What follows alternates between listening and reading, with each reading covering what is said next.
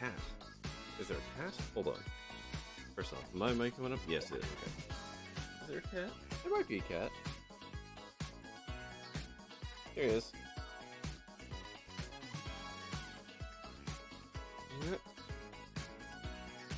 Yes, I was talking to my wife. She's eating ice cream. She's asking if you had to vacate the space.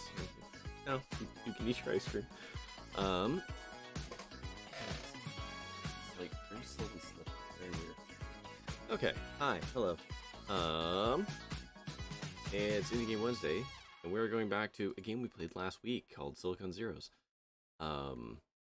Because it seemed interesting enough to do that. And we'll see how dumb we feel at the end of it. But also, we're going to do some tech stuff live here. Because I'm going to go like this. I'm going to go in here. Hello? Oh, yeah. Hello? Oh, hey there. There we go. Okay. Is it Monday? I'm confused. Where are we? What's happening? It's basically Monday. Time doesn't mean anything anymore. That's true. Okay, so what we're going to try and do here is I'm going to try and screen share to you and stream, and we're going to see what happens. Because I actually don't know if I have the internet pipes for this. I hope you do, but I guess it doesn't... Okay, so let's start with... I imagine these don't have to be high bitrate right? stream. Sorry? Center top or center bottom is probably my best bet for this. Oh, yeah, probably. And then... Screen. Can I just share just the game? Where is it?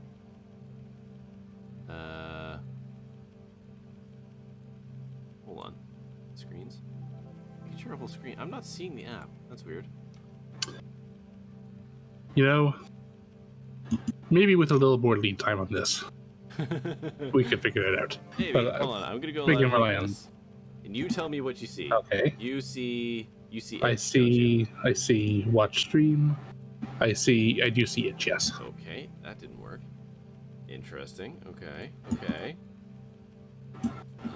Change the windows. Yeah, you can't see it, so what if I just share my screen with you?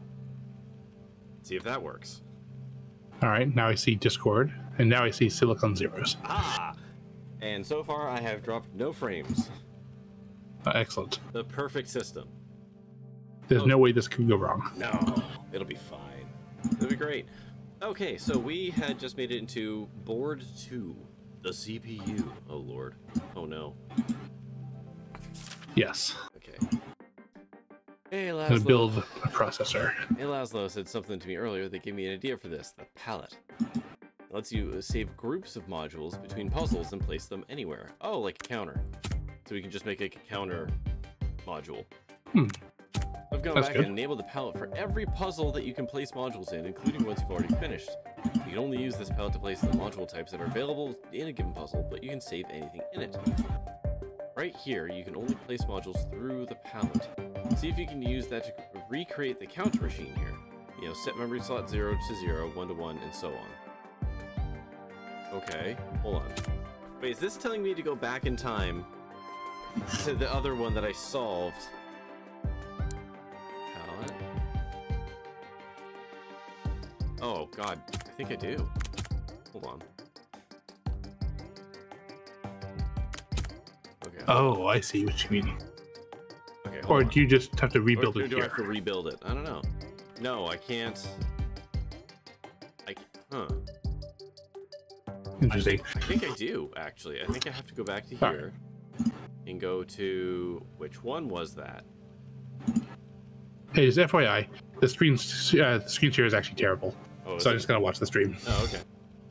It's fine. That's alright. Thank you for telling me. It's set to 720. You are running on a 1440p monitor, my good sir. Oh. Imagine that crunched down to half the, quarter of the resolution. I can up it a little. I can No, don't worry. It's fine. Oh, okay, fine. It's fine. It's fine. Okay, so now we get to play the game of what the hell was the counter? Nope, wasn't that one. Definitely wasn't that. I'll probably be near the The end. writer. It has to be past writer. So, oh, there it is, counter. Okay, so Click to place group 1 consisting. Okay, so how do I like that? Can you add it to group 1? Like this? Click. All right, there we go. Oh god, we should rearrange this a little bit to make it a little more compact. Oh. Okay. So now we go like this. Like this. Yeah. And we'll go. How do I delete? Oh, that very tiny X right there. Okay. Cool. All right, there we go. Excellent. So now we go over here. We go into palette. I go like this. And this. To store. Oh, hold on. Does this counter even work? I don't know that. I don't know why that wouldn't. Yeah, it's fine. Oh, give it a shot. Go. Okay, cool. It's counting. The latch is probably redundant. Oh no, it isn't. No, the latch is important. Yes, because we start at 1. No, we could start it at 0. Well, we could start at 0. Well, but then we.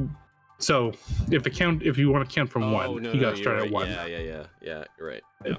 But then you would also need a separate 1 to be your increment. Oh no. So this guy's gonna screw us, right? I don't know how yet, but this guy's gonna screw us. Yeah, he looks like the. So is our guy Steve Jobs, and this guy is. I don't know. Whoever Someone steals else? Steve Jobs' money. But he just looks slimy. Hey there. Is that Bill Gates? I'm your new best friend. Name's Jack. Zerocom's finances aren't looking too hot, so Laszlo brought me on to get them moving in the right direction. Just in time, too. You've been spending so fast, you only got a few months left. Luckily, making money fast happens to be my specialty. You and I are gonna work great together, Dana. Oh, no. All right. Well, hey, we got somebody to take care of the finances for us. We don't need to worry about it. Yeah, never need to think about it again. Okay, I'm gonna meet our investors soon. They make me somewhat nervous, and I would like to have something to show them. Can you replace each slot that contains the location of another slot with the value held in that other slot? What? Wait, what? What? Hold on. Replace each slot that contains the location of another slot with the value held in that slot. Okay, hold on. So slot 0 has a value of 10. Okay, so we want... Like, this thing is value of 10, so we then want to grab slot 10. And with the value held... Wait. Replace each slot. We want to put 30 into 0.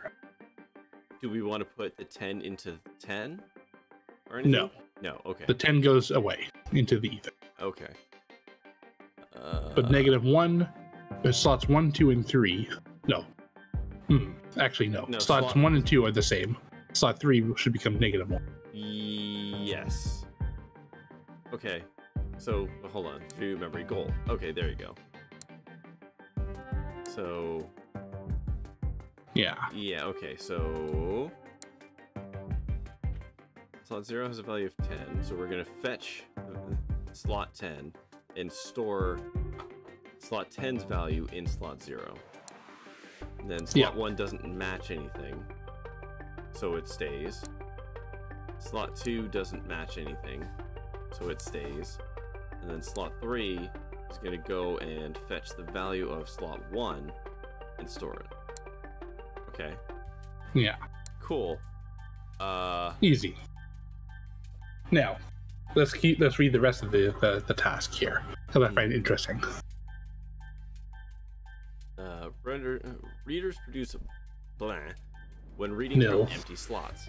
In the spirit of scientific curiosity, I would recommend experimenting with blah to see what modules do with it. Hey, guess what, jerk? We did that last time, and I had thoughts about it. Okay. Yeah, I did deduce exactly why everything behaves the way it did last time. I mean, yeah, we had a conversation off stream. Like, we put it together. I just don't like it because it's like it has to do it that way because otherwise the game doesn't quite work. You can't do some of the puzzles. This puzzle would be impossible without like some kind of introspection, which seems outside the spirit of this. Yeah, the fact that this is a puzzle means that some of the things have to act differently so that you can get initial values that work. Yeah. Like, I get it. You have to be able to get 0 from somewhere when you kick off a loop. I understand. It's just frustrating. At some point, we'll get the nil coalescing module. Yeah. But so what does that time is not now. What does this one do? This writes to a memory slot. So we actually don't want this. We want this latch bit. This bit right here is the actual module that we want. Yeah, the counter itself. Just the counter. In fact, we probably should have included the writer in the counter. Yes, blueprint. No, we shouldn't have. But that's fine, because here's what we're gonna do. We are going to throw it in the garbage. Yeah, we are going to throw it into the garbage. So you go. Wait, what are you doing? Just give me a second. Just delete the right. Okay. No, it's all one module, isn't it? Oh, is it? Yes. So the template, I can delete it, but then, oh wait, no, you're right. So I can go like this, and then I can go like this, and I go like this. Okay, there we go. Now we have an actual counter with a latch that will start at 0, which is important. Yes. So there's counter module. Yeah. So then we need to we're gonna need to read from here the memory value. So let's talk about the general strategy here before we get too deep into these weeds. Sure. And also this. Well, actually, I'm just playing around a little bit because I don't know how to actually do the thing with what we have. Sure. Like we don't. But I just mean that we don't have comparators, so. Right. Yeah. But I don't think we need them. Also, camera probably should go actually in bottom right. Oh, is actually the best place for it. You're totally right. Yeah, we're obstructing key space here. Yes. I gotta rearrange my Stream Deck buttons to make if sense. they're not, if your cameras aren't just in the corners, I don't know what you're doing. It's not quite like that. Okay. I made some choices that, upon reflection, are stupid. Listen, this is the sort of thing you need to play around with and practice using. Okay, so we know we got to read in the memory slot, and then we get that slot. Then we have to do a read off of that. Yeah. And then we have to do a write. We want to write the hold on. This is like almost it. This is actually a pretty simple machine, I think, because of how I think these are going to work. Right. So because your belief is that if we try and write a nil, it's not going to do anything. Yeah. Which is exactly what we wanted to do. So we take the slot number, and we're pulling out slot. Why is that saying 10? Because that's the value in slot. Oh. No, memory slot 0 should have a value of 10. That's probably garbage. Yeah, probably. But then the 10 actually, hold on. Are you on the goal, or you're on the goal? Put it back on the. Yep. Yeah. Okay. There we go. That's important. Yeah. Okay, so. Okay, that makes we have the slot. We read in the memory value. Then we want to read. We want to read. Yes, we want to read this to get the actual value that we want to write. That goes into here, and this goes into here. Yeah. Just write the dang thing. Right. So. Yeah. Let's give it a spin. In principle, that should be it. Whoosh. I can't wait to see how this fails. Hey, hot dang. We're so fucking smart. So yeah, basically when it doesn't, if it has no nil, or if the value to write is nil, it won't write. Yeah. And if it which can't is very good fetch to know. A value out of the memory slot, it won't write. It spits nil. Yeah. So if it reads from an invalid spot, it just does nothing. And if the which value, is better. Honestly, that's actually better than how actual computers work. Yeah. All right. This would have just crashed and set everything on fire. Yeah, it would have. We tried to read from memory address -1. Yeah, negative address or memory pointer null exception or some fucking thing. Out of bounds. Okay, buddy, here's the plan. Oh, this is Jack McDouchebag. All right, buddy, here's the plan. This company is going public in 2 months. What? Before that, we need something we can sell. Hold on. This is Hold on, 10 years minimum. Usually you make the thing to sell before you go public. Your pals want to or at the very least the angle to get bought. Yeah. Your pals want to build all kinds of fancy trash. Computers. There's a market for what? Maybe 100 of those? But little gadgets? Like a widget that replaces all ones and memories with 0? Esotech sells 10,000 of those a year. We're both smart, grounded people, so let's get unpractical. Okay. Wait, hold on. Wait, hold on. What's up? I'm looking at the test. Okay, so, right? And then I'm looking at the end result. Yeah. Why is 7 and 3 still there? I have some bad news for you. Okay. 7 and 3, they're not the same as 1.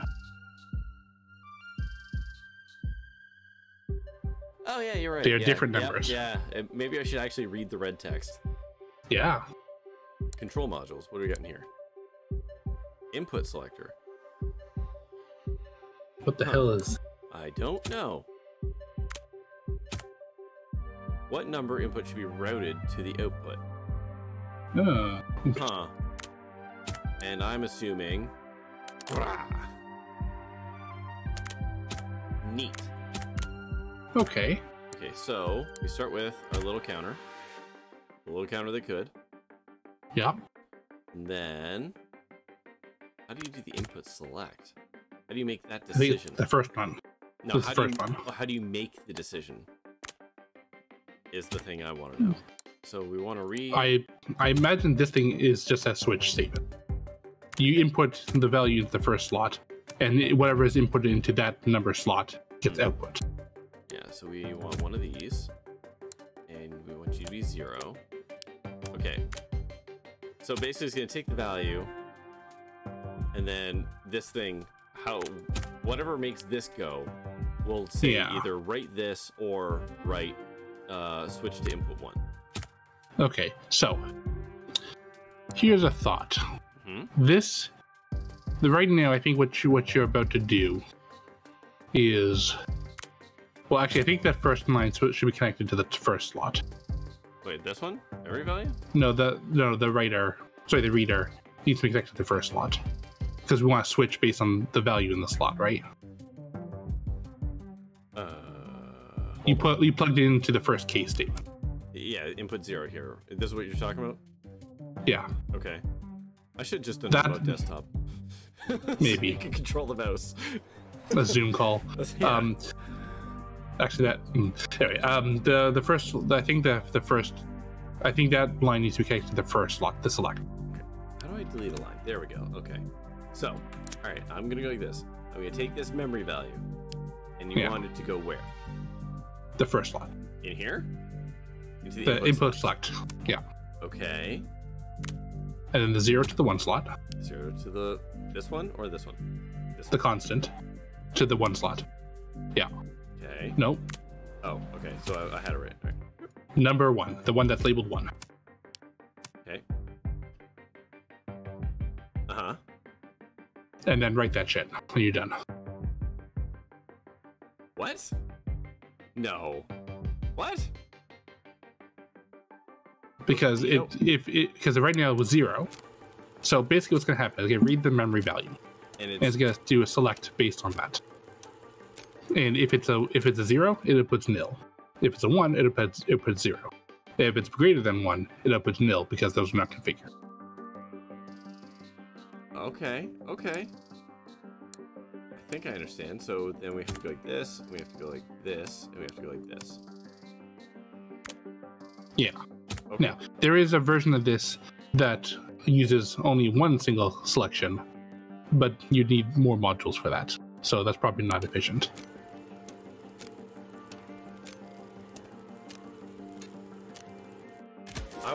I need to go know how that worked. Okay, so let's step through it. Why does the memory? Because memory value. Hold on. So rewind back to the first cycle. That is tricky. Because this one says 1, we're literally saying, oh, pick 1 to write. Otherwise, we skip. That's fucking tricksy. I like that. Oh, you got big brain. I like that. See, this is why you're here, because I would have stared at this for a long time. All right. Cool. I think understanding. I think there's a cognitive leap one has to make in order to understand what exactly each of these components is supposed to represent. I assure you, so which was that is not going to be consistent. Next one should be multiplex, I guess, right? So alternator is like a little sub branch. Yeah, at the top there. Alternator 3, so that's its own thing. And then this one eventually comes back to dragon. I think just the next one's multiplex. Sure. Are you liking the input selector? I was going to introduce it to you to give you some useful tips. It's rightly called a multiplexer. Did you know that? But a certain sum was too busy to run his mouth. Did he even tell you to right-click selectors to configure them? Yeah, but I figured that out. Anyway, store 0, 4, 5, 1 in memory slots 0 to 3. It's the number. It's the number. 0, 4, 5, 1. Oh yeah, cute. Sure, why not? So this game is part of the BioShock cinematic universe, as it turns out. Isn't it referencing Fahrenheit 451? Isn't that how that? Yes, of course. All right. So, are you looking at input selector? All right. I think you got this one. So I'll just sort of lay back here and I'll be in chatter mode. I just want to know. Now this is so easy. Look at this fucking scrub go. Okay, so pop up the counter. Good old counter. Counter never lets us down. Counter is the last time I felt confident in this game. Okay, so then 0451 into memory slots 0, 1, 2, 3. So then go like this. Now that I know how this fucking works, go like this, click clack. And a bunch of numbers.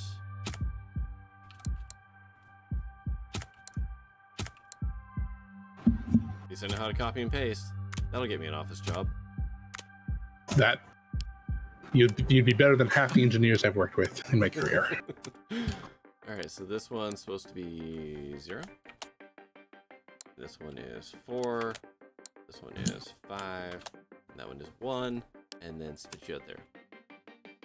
Yeah, and whoosh. Seems like it. See, yeah, if ironically, had I done this one before the other one, yeah, probably. Like this actually teaches me the concept better than the previous one, because the previous one was doing like a little trick, exploiting it. Yeah, it was exploiting. Whereas this one's like, hey, you can put the number. Hold on, this one's 7 though. How do you do this in 7? Oh, there we go. Delete you. Wait. Oh, I see. Yeah, we already have a 1. Yeah. You gotta be efficient with your use, right? Yep. If you save 1 penny on the circuit board, you'll save thousands. I hate its pathing though. I hate that that's what it's doing. Yeah, I'm not gonna lie. I mean, let me tell you, this shit's hard. Oh, I'm not. Listen, you literally couldn't pay me to do it. I wouldn't know how. Sure. So, yeah. But when I say it's hard, I don't necessarily mean that's hard to program even, although it is. It's also NP hard. So it's not like in a video game you gotta say, how do we spend time to reroute all these stupid wires? Yeah. Wait, current best. Hold on. 1, 2, 3, 4.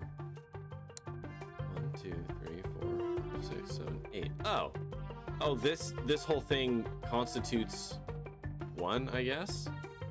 That's weird. Wait. 1, 2, 3, 4, 5, 6, 7, 8. Maybe the writer doesn't count. Because that was already there. You can't place that. 3, 4, 5, 6, 7. Then yeah, that has to be what it is.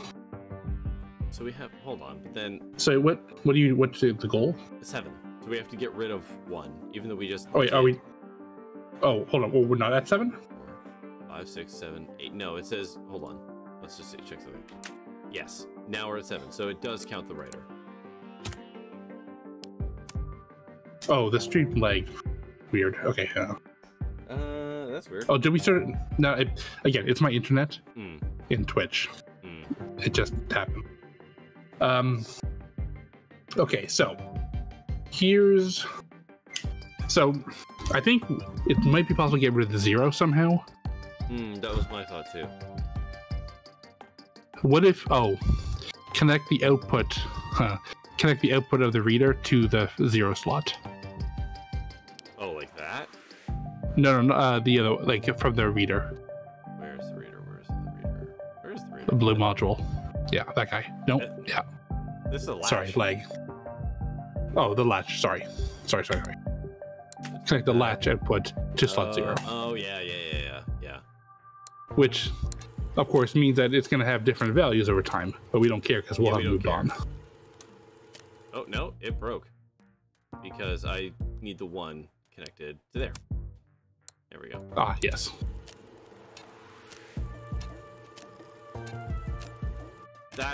See, now that is like, oh, look at all the money we saved on that module. That's the kind of thing that would absolutely fuck you down the line. Because that's that feels like bad practice.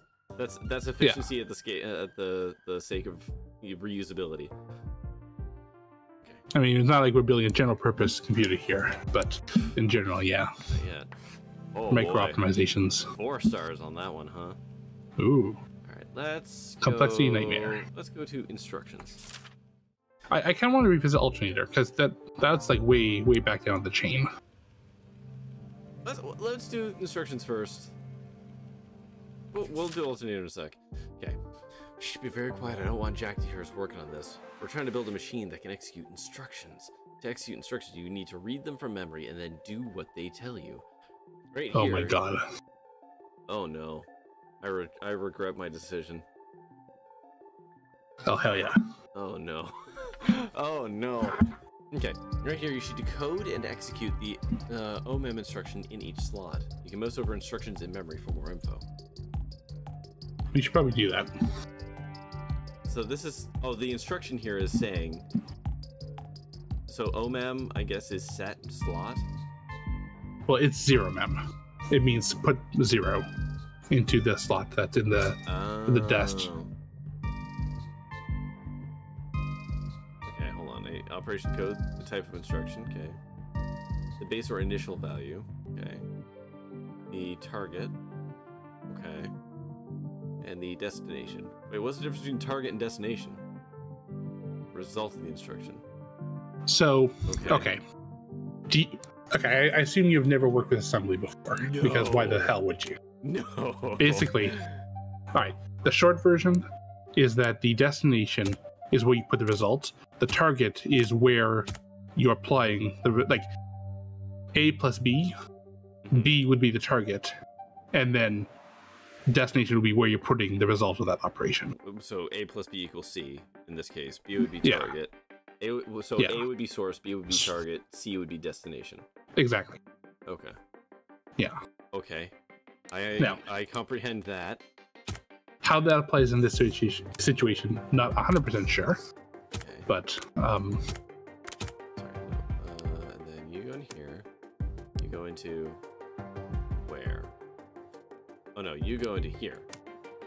Okay. Well, that goes in, yeah. Okay. So that's gonna see the value. And that spits out that. Oh, okay. So it's kind of, this module is kind of magicking away a bit of this.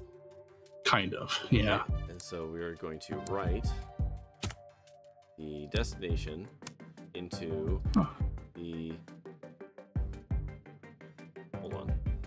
Well, hold on, no. Memory slot 74. No, sorry. Delete that. To value 0. Yeah. Okay.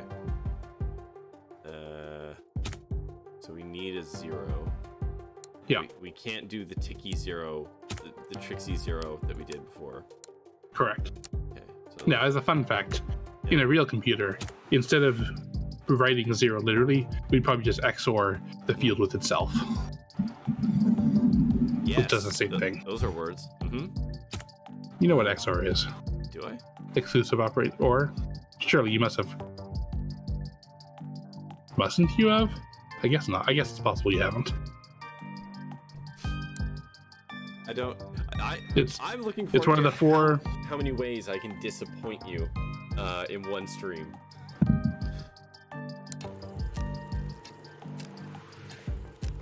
Well, I mean,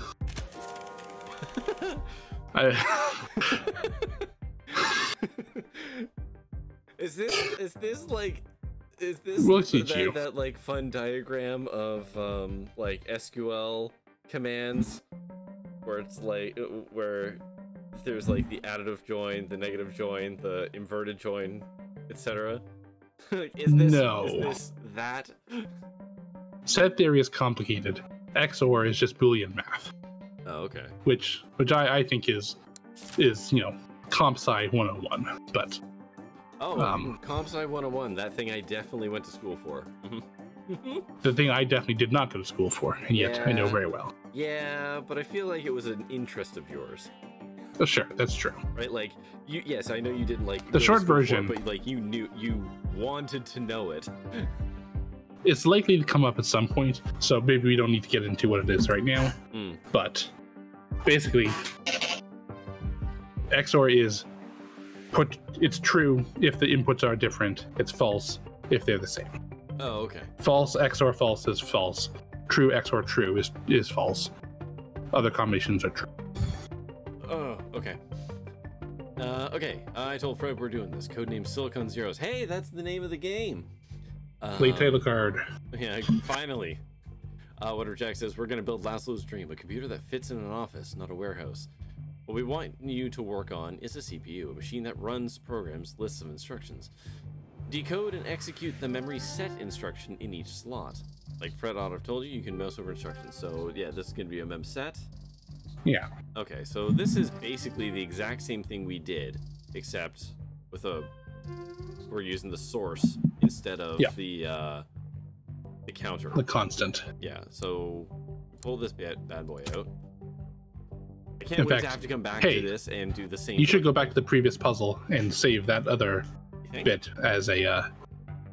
I have a feeling we're going to be coming back to that. Yeah, probably. You literally just cut me off as I was saying, like, I can't wait to go back to here and literally just do exactly what Jesus said to do.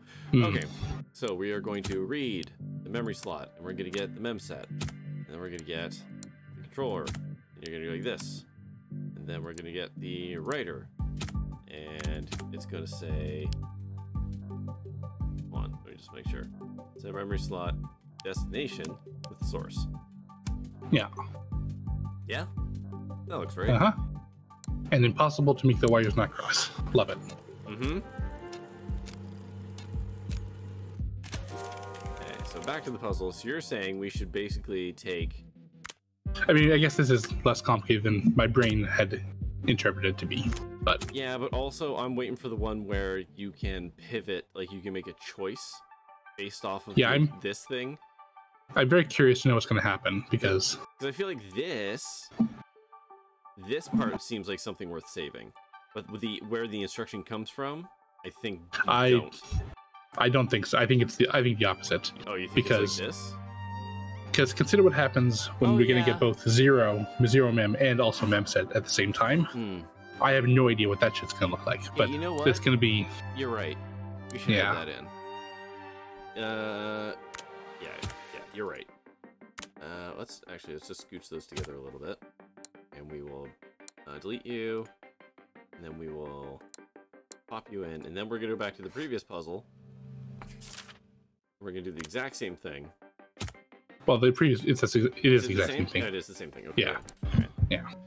As you see, the right hand side is different. Yeah. Okay, so this doesn't want us to do this until we get to ones. Yeah. I promise we'll get back to alternator. Okay. Okay, looks like you're done with input selector. Great. Here's output selector. Place all the zeros in memory with ones. Remember, we don't have much time before we're running out of cash. Can't keep your carrying low. Oh god. So yeah, Jack is gonna steal the company, right? Or he's gonna steal all the knowledge and then go sell it to someone. Or he's just Steve Jobs. Sure. Okay, so we can't actually use this one because now we've got a different controller.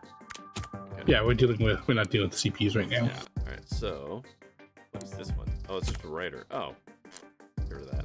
Oh. I thought that was. Yeah. Okay. Okay, that's fine. I see what's going on here. Yeah. All right. Bring in our old friend counter. So can't leave home without him. Nope. And then we need the reader. Woo. Wait. Replace all zeros and remember one. Okay, so output selector 1 passes input only if one of its two. Wait, what? Wait, what? Passes? So this is like a. This is weird. Hold on. Yeah.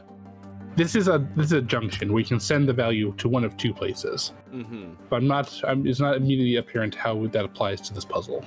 So, select what output you want the output or the input to be routed to. Yeah. What? So you have a 1 coming into the input.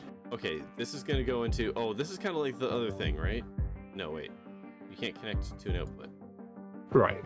So that's the part that's confusing me. Okay. So what happens if I just do this? So that's going to say what output to select. Yeah. Okay, so... Oh! Hold on. So that does that. And out of curiosity, if I just do this, it's going to pivot that. Okay. Yeah. I think I understand. So we want to go like this, I think. And then we want to set all the zeros to 1. So when 0. Wait. You need the now hold on a second. Yeah. Here's a problem. Okay. So I think you basically got what I think is the answer, but I'm not. Here's what I'm not sure about: is how do you connect the two outputs together? Because they both need to go to the writer. You make two writers. Or you add. No, you can't add them. Yeah. You literally just do this. And then... This seems very inefficient. I'm not disagreeing. So we go like this. And we go like this. Yeah. I think that's it. I guess that... although the issue I was talking about is the fact that we have 2 1s on this board. Oh, yeah. Sure. So I think that's it. I think that is it. So you go into memory slot 0, it sees 0, and if we say 0 here, we take the hold on a second. Hang on a second. Yeah? Let's consider what the bottom writer does. The top writer is fine. You just take this and we just go like that. Right, we just skip it. No. No? Or do we just not do it at all? We just don't need it at all because we're not trying to clear the we don't have to rewrite values. We don't have to rewrite the stamping value over itself. Yeah. Right. All right. So in this case, we're literally just writing nothing. Hey. Yeah. Do we need to save anything from this? I don't think so. I don't like this module. This one hurts No, this my is head. the worst. Yeah. Okay. So this is what the guy down the hall would have created, and you'd be all like, I mean, I guess it works, but really? That's how you choose to do it? Exactly. Okay, let's do alternator. I guess I'll approve the PR, but I mean... Oh god. You met Jack yet? Nice guy, right? So polite, so charming. I despise him. I like you, Alicia. You wandered in just now and told me to work on this machine that starts at slot 0, sets even memory slots to 1, and odds to 0. I told him I don't know the first thing about circuits, but he'd already left. If you want this, it's all yours. Okay. Alright, so we bring out... Bring out counter. So we tick up the slots, which then means we get the... Oh, we're not reading. Right, okay, so... What modules do I have here? Adder, subtractor, and a latch. Okay. Do you have the multiplexer? No. No. No, that's what makes this 3 stars. Okay. It starts at slot 0 and sets even number slots to 1 and odd slots to 0. Oh, hold on. Isn't this just like using a couple latches? Like we don't. Yeah, it's literally just it's like 2 latches or something, right? Yeah, that just alternate between each other. Yeah. Yeah, so they literally just chain, I think. Yeah. Somehow. Then the slot is this one. There we go. So it's gonna be something like this. I don't think it's exactly this, but it's something. No, like definitely this. not. No. No, because right now the memory is just empty. Okay, hold on. So we don't need the extra latch then. Well, okay, hold on. No, because the counter has to count. The counter can't flip between 1 and 0. So you definitely need the 2 latches to be your flip flop. And I'm to the pedantic viewer who's not watching the stream. I know I'm using the word flip flop wrong. Oh right, but also we're iterating up, which is wrong. Yeah. So. Oh, because it's what I'm not sure about. Yeah. Well, I'm not sure about how we get the initial 1 in there. Because there's an adder and a subtractor. So yeah, it's probably doing some dumb shit about like having the latch. Oh, you use 2 latches. So you have the 2 latches, and then you take this one and like this one, and then write that. Something like that. So you get the delayed value off the one to the other. And so that's how you would alternate, I think. Wait, no, that would always make it 1 and 1, wouldn't it? Shit. Right. I just want to see what this does, just to help my brain. I think you're right. Okay, yeah, so that's always going to write 1 now. So we need a way to flip it. Twist it. Yeah.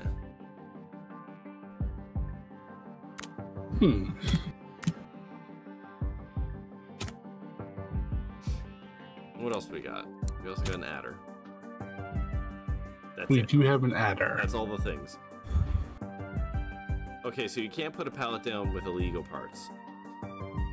Right. So there's no bringing the TI-83 into the test.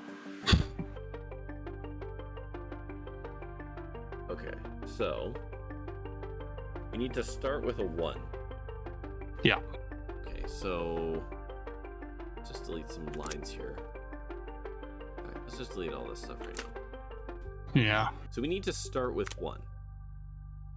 Correct. So on the first cycle, it has to be a 1. The easiest way to start with 1 would be to do this. Right. Right? Now that's going to write 1 into every slot, which is not what we want. No, that's going to write n plus 1 into every slot. Because remember, the latch outputs right, the address. Yeah, you're right, yeah. So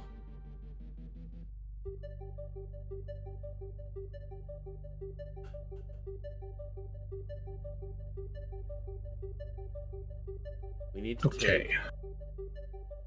Oh my god, hold on. My brain's like half got it, but then it falls down on itself. Hold on. So if we take n plus 1, goes in there. That's a way to get 1 in the first one. And then you have to... It's like you're plus and minusing 2. Yeah, that's where my brain is at based off as of, well. like, based off of n. So you have to... Right. I'm not sure how to do that, though. Okay, because 1 minus 2 will give you -1, which is not that's not really what we want, though. No, I think it's just you're just doing like n going forward, so it's like n positive. So if the slot, so you want to look at n plus 1, right? As an example. Yeah. So slot 0, looking at n plus 1, you could take that slot value and stuff it into my value. But when you get to 1, I need to look at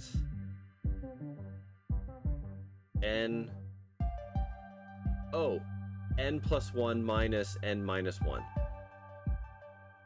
N plus 1 plus n minus 1. Yes, so 1 plus 1 minus 1 plus 1 is 1. 2 plus 1 plus... No. 2 plus 1 is 3, minus 2 is 1, plus 1 is 2. Wait, what? No, shit, no.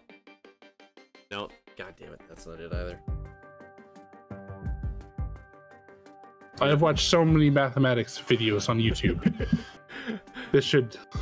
Infinite progression should be easy. I know this is latch shenanigans. I just don't know how it's latch Yeah. shenanigans.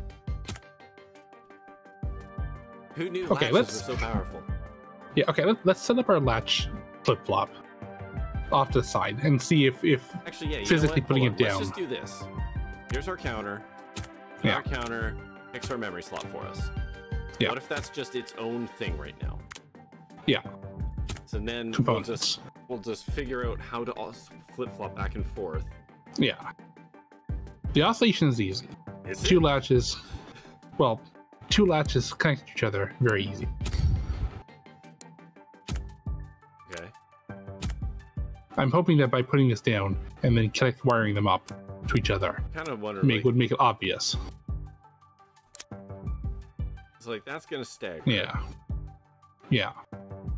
So whatever value is output on the right will be the odd cycles. Mm-hmm. Whatever's currently in the middle would be the even cycles. And yeah, you need to connect the left output to the right input, the left input to the right output. It's like this. Well, that also, plus what you had before,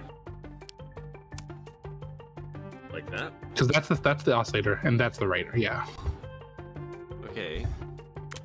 Now how do The we... only part that's the one is the we need part. to feed a 1. Yeah, but only on the Only first cycle. one, yeah.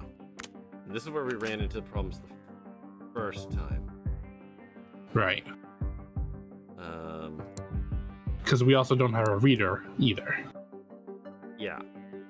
But we don't need a reader. If we had a reader, we could use it to incredible effect. Yes. I think. It would be very effective right now. So, Maybe.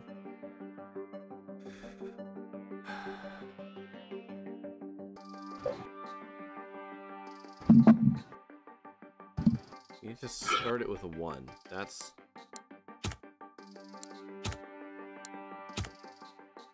Do we have a 1 anywhere that is going to go away?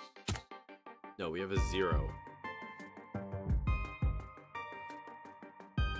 We do have a 0.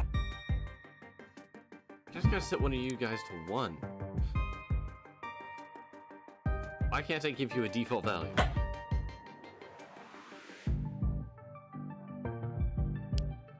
So you do that. Then that destroys that loop. Yeah. Oh. Wait. Is it Okay, hold on. Is it something about integrating the adder and subtractor into the loop? Yeah, okay. Okay, go with me on this journey. Hey man, yeah. So, we have a constant 1. Yes. And we know that that one's not going away. So, what if that one went to 2 places? Okay. On the left side, it goes into the oscillator. No. It goes into an adder. Yeah, that's what I did. Yeah. There's the Right. adder. Yeah. We're gonna put that there. Yeah. And then on the other side, it goes into a subtractor. Okay, so you're saying put the subtractor over here. Something. Well, what I'm thinking is that we use another latch to delay the 1 so that we start by minusing 0 and then we minus 1 forever after that point. And then add that to the value of the oscillator. Okay. Right. So in the first cycle, we output 0 because 1, which is 1 minus 0. And on the second cycle, we output 0 because 1 minus 1 is 0.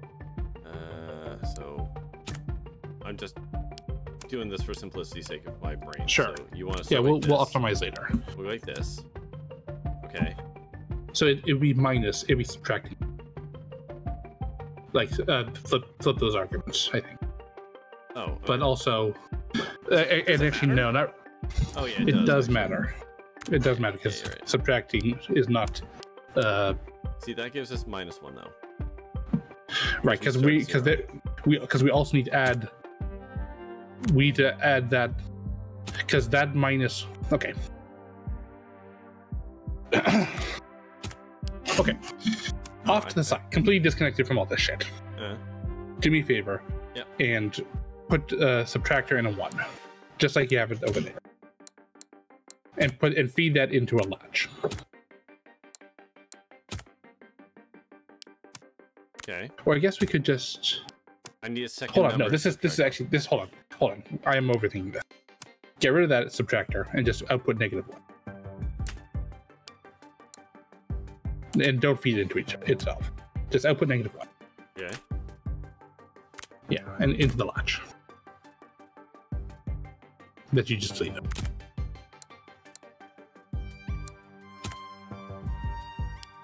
Okay. See, it'll open. So, it starts life by opening 0, and then from every time after would output -1. Yeah. Now add that to constant +1.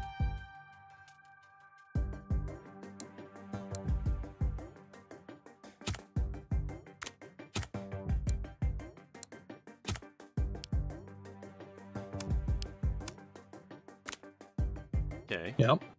Yeah.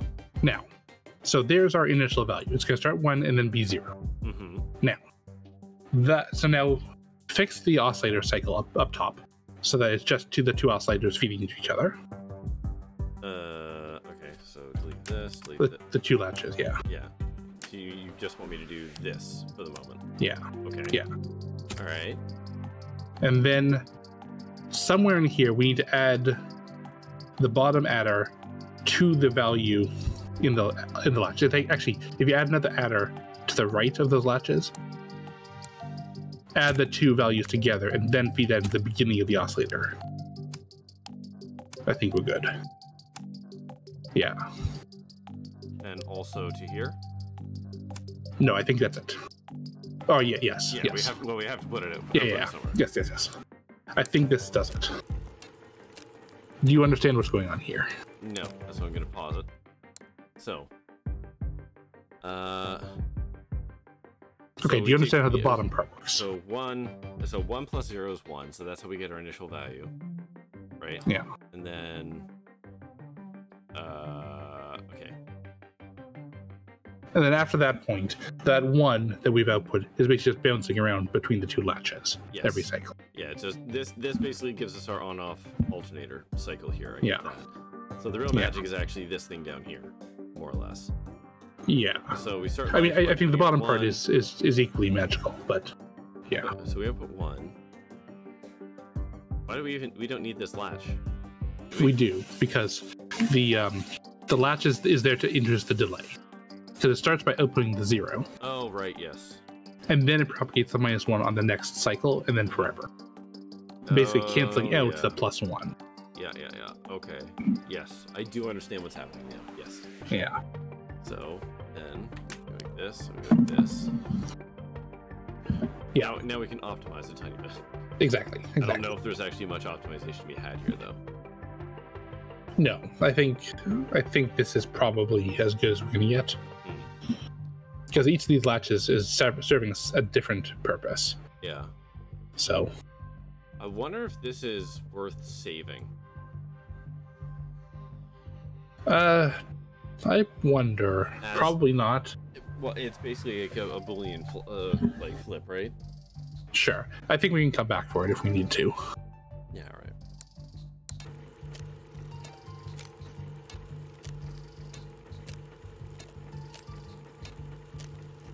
Very dramatic music. I wish I could hear it. You can do it in 6? Excuse? You can do it in 6.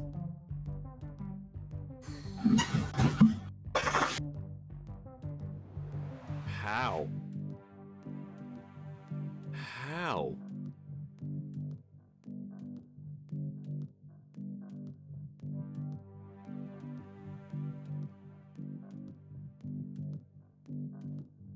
Oh, you have to use the counter. How the hell do you use the counter? So, hold on, go back to edit. So here's like this starts at 0 and just ticks up. You need to take its value and then plus or minus the value, or something like that. You need to take its value plus or minus 1.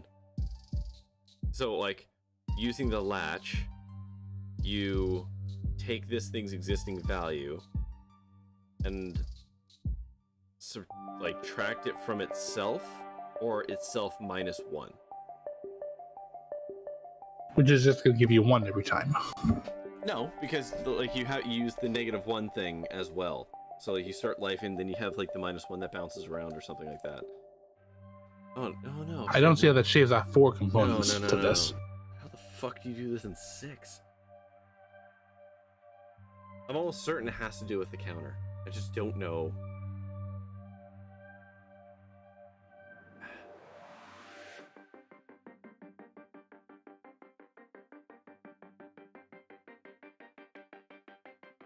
I mean, no individual part of this is 4 components.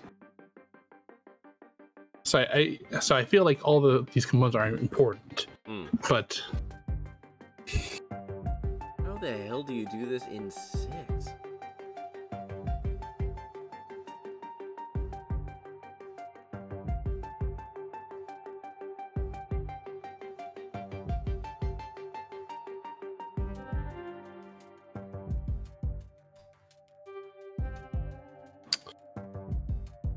I don't. Hold on. We're gonna delete this for now. Delete this for now. I'm gonna take this guy and just I'm gonna take these. I'm gonna stuff them down here for a minute. Because I have a feeling it's like something like this to get the previous value is part of it. Uh-huh. And then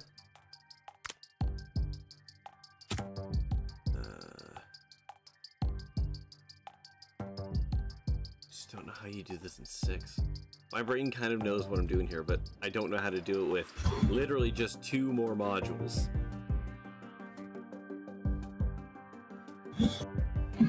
For the sake of education, do you want us to look it up for this one time? We can look it up every time. I don't care. I'm happy to learn. Well, sure, but I just mean after we've solved it, I don't mind looking up like the pristine solution. But I know it has something to do with using the stored, like the first latched value, like against itself in some way. I just don't know how to do the arithmetic on it.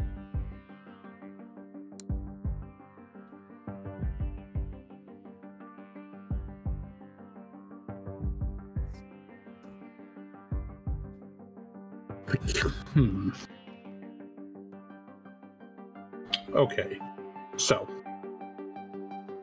What if you made a counter that had a subtraction module instead of an addition module? A kind of nega counter, if you will. Okay. What would that look like? Okay, so... I think literally just exactly the same, but with a subtractor. A nega counter.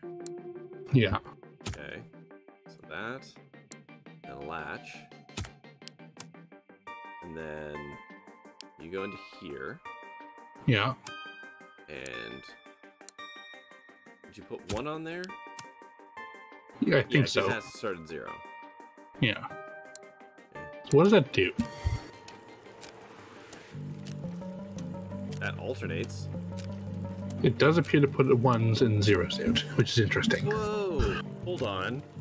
So let's see if we can understand this, because my brain is having a seizure right now. Like, is this? Yeah.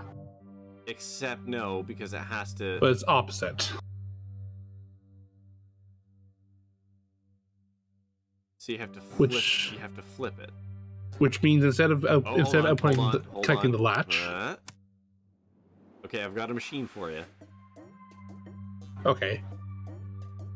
But that's still the wrong parity. So you need to, instead of connecting the latch to the writer, connect the subtractor to the writer. No, not that.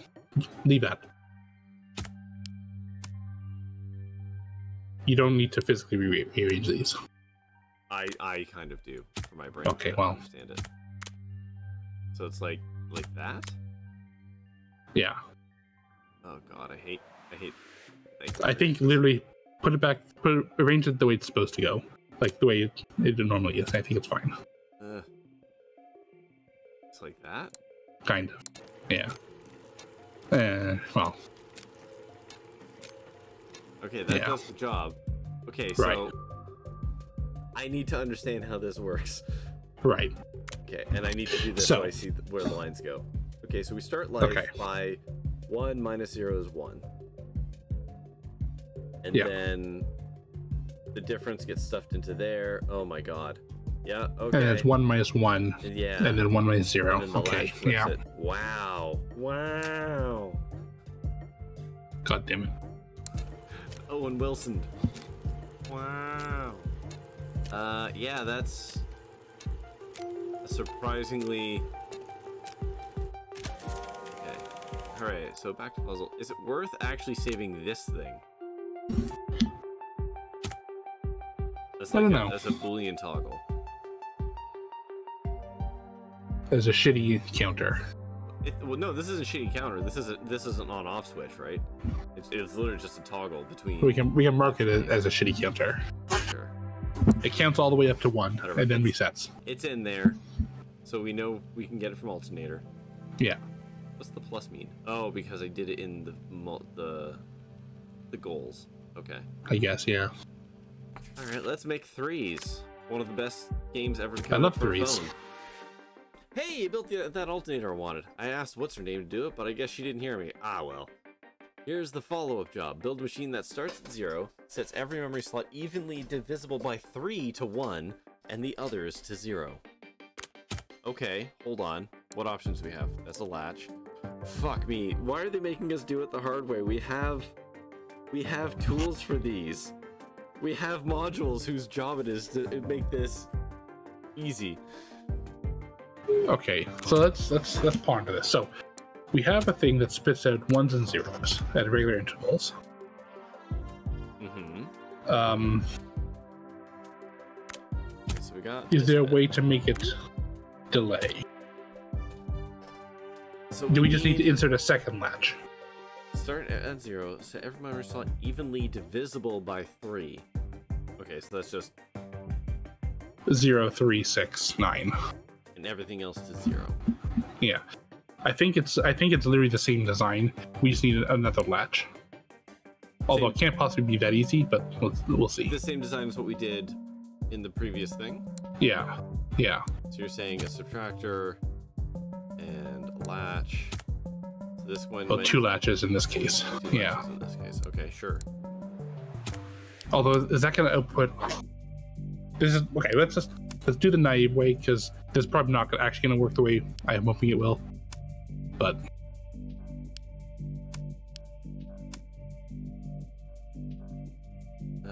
no, see, this can output. This is actually going to output. This is going to output 0, 0, 1. Actually, it's going to output 1, 1, 0, 0, 1, 1, 0, oh. 0. 1, 1, 0, 0, 1. Okay. Okay.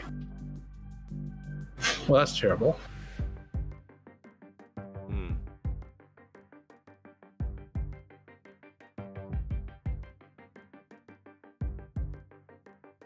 Starting at 0 sets every member slot evenly divisible by 3 to 1.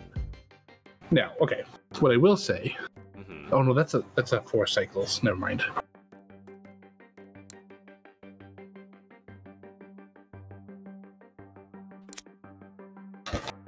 Wait, hold on. Is this something as simple as...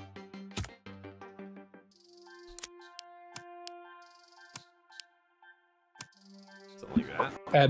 Add more latches until it works. Just more, yeah, keep adding latches until it goes? No, this is going to be 1, 1, 1, 0, 0, 0. Okay. Or something. So, yeah, okay. The opposite. Well, on the plus side, I got some of the numbers. That's true. I like how it just keeps writing. Just adds to your shame. Yeah. Okay, so.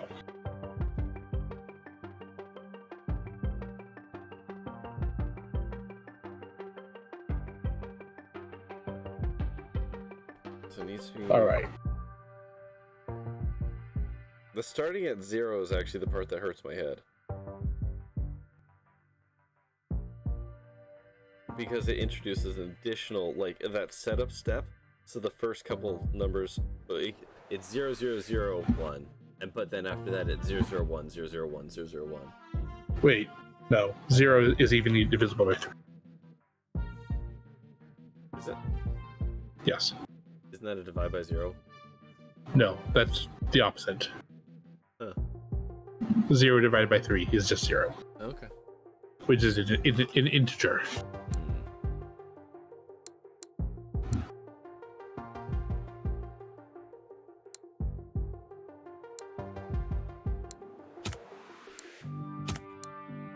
So it is a regular pattern. It's just, how do we... Okay, hold on. Go with me on this journey. Never mind. I was about to say something dumb. It's gonna be something like this. I have a feeling it's actually gonna be like combining 2 different sequences of numbers to get the one we want. But I'm not 100% sure on that. Right, so using like... Yeah. Or more likely a subtractor. Yeah, you're right. It is probably a subtractor. Because what I'm thinking about right now is Boolean pattern. Because you could easily we could easily invert whatever we got out of any combination here by just subtracting 1. That is indeed how the original nigger. No, that's bad. I mean, not say that ever again. Nope.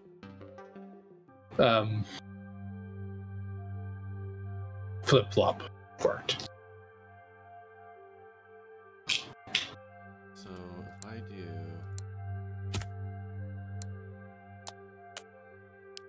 like this, 0, and then like that, but then eventually, wait, hold on. Holding. Shit, how does this work? Because I want to eventually loop this back in to this. This is like almost it. Oh, I see. So if we run this, like a shorter loop. Hold on, that wants to be 1. Oh. Yeah. Okay. That's why I said 0 is divisible by 3. So then. So you can just look at the results. or the goal, Oh, I guess. Yeah, that would do it, wouldn't it? Right, I keep forgetting that that's there. But it's something like this. I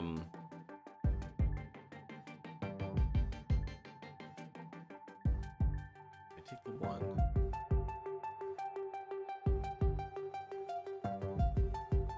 It's the 1. Okay, hold on. What if I did it? Okay.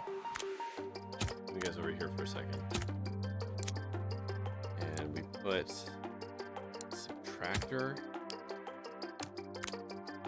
in like this, and then that, and that.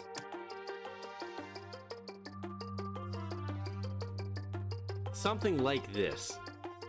Well, let's see what that does. I think it's going to flip. I'm going to write 1, 1, something like it's. If we can get the inverse, that's good. If we can get a 3 sequence, then 0, we can work with that. 0. Oh no. No. No, okay, so that's not it. All right, but it's like something like this.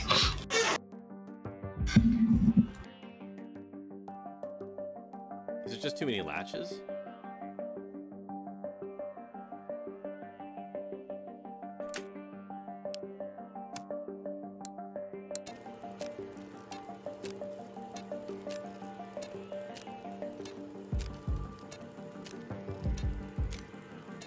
Okay. Yeah.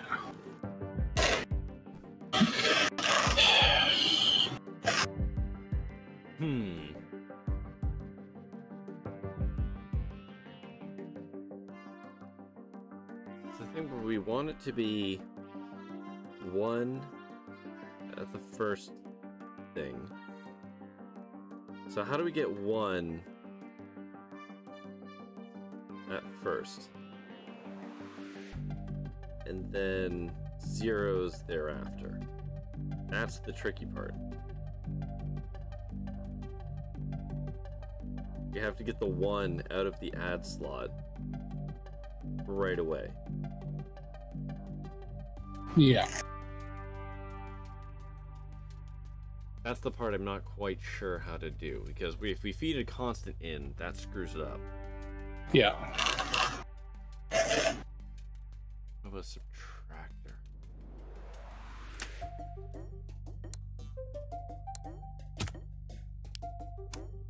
If I do this, then just for giggles, right? I think that gives us 1. And then, so if I had a latch here, right, that would do the same thing. And then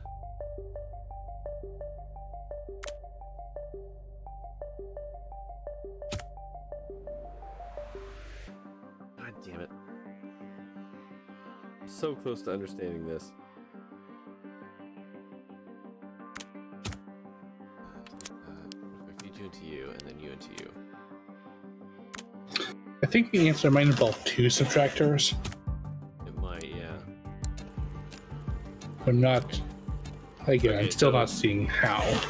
Right, so this is the revert, or the other alternator from before that we did. The Yeah. Boolean thing that flips it on and off. Yeah. Okay. So then, what just happens if I do this?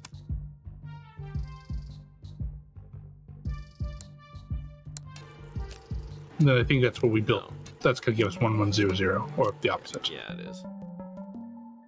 God damn it.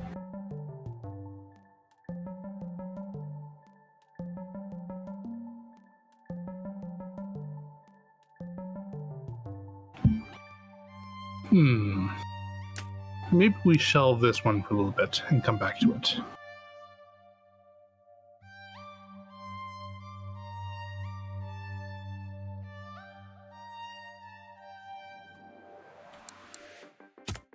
Let it percolate in our brain for a little bit. Mm-hmm. Alright, my brain's just doing a thing right now. Just want to let it.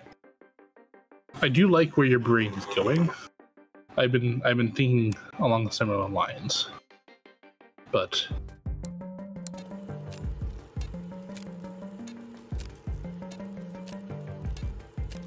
huh. I'm gonna be honest, that's not what I expected to happen there. That's neat. it is neat. Huh. Well, if we need to write alternating magnitudes of integers, then we're good to go. Yeah, I can literally get you the half of the counter at any point in time. Yes. Okay, so that was 3s. So let's do fast count. Yeah, that sounds easier. This is a tutorial thing. So Jack tells me some customer interested in our counter. Thought it was too slow. He asked really nice if we could make him a faster one. I'm not sure what he really wants if physically possible, but there's never stopped business guys before. How about this? Write 1 into memory slot 1, 2 into memory slot 2, and 3 into memory slot 3, all in one tick. Well, on its face, that sounds very easy. So, okay. Wait. Uh-huh. Now, what if you did this 3 times? Yeah. Ideally with copy pasta. Do I really just do this? Like he says, I don't think the alternative is physically possible. So, yes. Nope. Hey. Nope. Oh my god. Fine. 16. There you go. Easy as pie. I hate that was the correct solution too. Jack loves it. Not sure he'll love it as much when he sees the number of parts needed to count to 10, but hey, he never asked us to make it small, huh? I honestly like Jack at first. He seemed like a friendly guy, you know, but he turns the charm on when he thinks he needs you. After that, kaput. So maybe selling this monster will give him some trouble. I'm not gonna lose any sleep over it. There you go. Fun. Okay, so, well, we've got 3s and we've got flip, and they're both, and we've also got multiply, which we haven't touched yet. Alright, flip. Well, I don't know. Up to you. Okay, this is it. You're out of time. Replace all 0s in memory with 1s, and all 1s with 0s. Okay. Please tell me we get the switch. If I think you guys can't get this right, I'm leaving to go and work for Escotech. Okay. One of our internet's dropped for a second. I've lost a grand total of 64 frames. Hmm. Okay, so as is tradition, we bring in counter. Wait, you only get the output selector? What? We only get the output selector, not the input selector? God damn it. Yeah. Alright. Okay, so how the fuck does this thing work again? Okay, so we got a writer. Yeah. Can you make more than 2 outputs? Yes. No, I mean if you... Yeah, okay. Then this is easy. Oh, is it? Okay. Yeah. So memory slot there. This is tradition. Is it easy? I don't know. Hang on. So we have to read the value at the memory slot. And if it's a 0,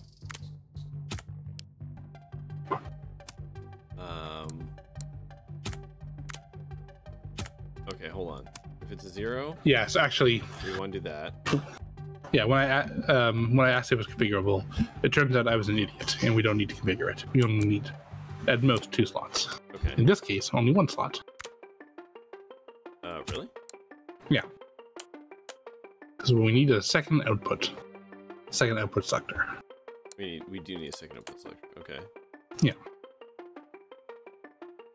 No, not a second output slot. A second. Oh, a whole second selector. Yeah. Okay. Yeah. I think you can see where this is going. I don't yet. But... Okay.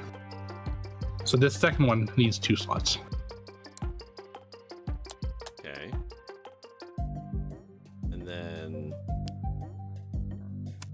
it needs to output a 0.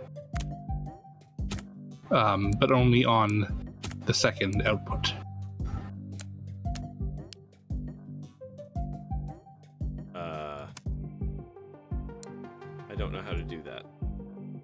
Well, you would only connect the second output. You're good. That's fine. That's good. Okay. And then both of those need to connect to a writer. Can they both go to the same one? Probably not. Probably not. Like that? Yeah. So again, we're exploiting the properties of nil. Well, now, is this the most optimal solution? Well, definitely not, because we have 2 1s. But apparently you can do it in 8, which makes sense because we got that guy. yeah, okay. Interesting. I kind of expect this to be the unoptimal solution, but I guess not. I want to understand what's happening here. So we read the memory value out of the memory slot, and we're this basically just doing 2 separate. This is a really gross if-else-if kind of arrangement. Basically, yeah. If x equals 0, then output 1. Oh, do we even need this one? And this, we do. We do, yes. Yeah, we need to have a value there. Yeah, actually, because that 0 flips around if the inputs are 0 or 1. Do we even need that? Yes, because otherwise you're just writing nil all the time. Oh, right. Yes, you're right. Because that was the other half of the condition. Right. Yeah. Okay, so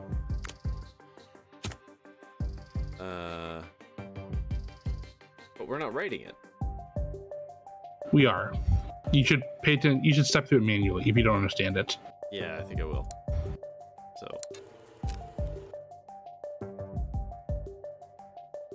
Oh. Yes. Yeah. Okay. Again, this module fucks me up. This is the worst module, and yet I understand its power. Yeah, no, I get its power. It's just, yeah. So it allows for uninput. And then this part selects where the output goes. So it takes a constant in, more or less, and this routes. Yeah. So it's a router. Okay. Ugh. Yeah, basically.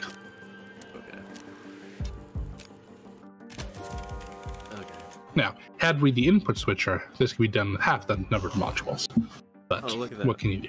You see, Jack, he's supposed to join me at that offsite investor meeting, but he doesn't seem to be here. Yeah, he done goofed you, man. Here we have to dragging. Okay. Well, Laszlo's off trying to placate the investors. Is it placate? Placate. Placate. The investors, Jack doesn't seem to be around anywhere, and neither of them left any plan for it to work on. Ain't that typical? Well, while we've got a little piece, how about going back to the basics for a moment? Connect modules so that the adder's output is 2. I ain't got so much as soldering on me, so you'll need to connect the modules by dragging their ports adjacent instead of clicking on the port. What? Okay. Oh, fuck off. Wait, hold on. Oh. You can still... Oh. No. Oh. Why? Why is that a mechanic? Why is that a thing? That's kind of ridiculous. We're gonna stick them together and then pull them apart. Uh-huh. Okay, we're gonna have to skip payroll this month. We need every dollar for equipment. We're gonna build that CPU after all, and once we have it in production, we'll all be rich. Before we start on a full CPU, we need another component. CPU store data in a register file, or reg file. Values numbered... Some people call it memory, but... Sure. Values numbered 0 to 7 stored in the registers. Place registers that you can store at least 8 values and execute the instructions from memory on them. Okay. Okay. Well, now we're getting into the real shit. So, you wanted this? I think is what she said? Store at least 8 values. Yes. Uh-huh. Okay. Then, we bring in counter. No. Good old counter. Good old counter. And then we have instruction decoder, output selector. Yeah, I think we're going to need both the input and the output selectors here. And the CPU decoder, of course. You only get the decoder and the output selector. You do not get the input selector. Because fuck you. Oh. Why? Because it's a puzzle game. We're not making. No wonder we're running out of fucking money. Yeah, exactly. Exactly. This thing's being piloted by a madman. Okay, so right. Hold on. We want sword.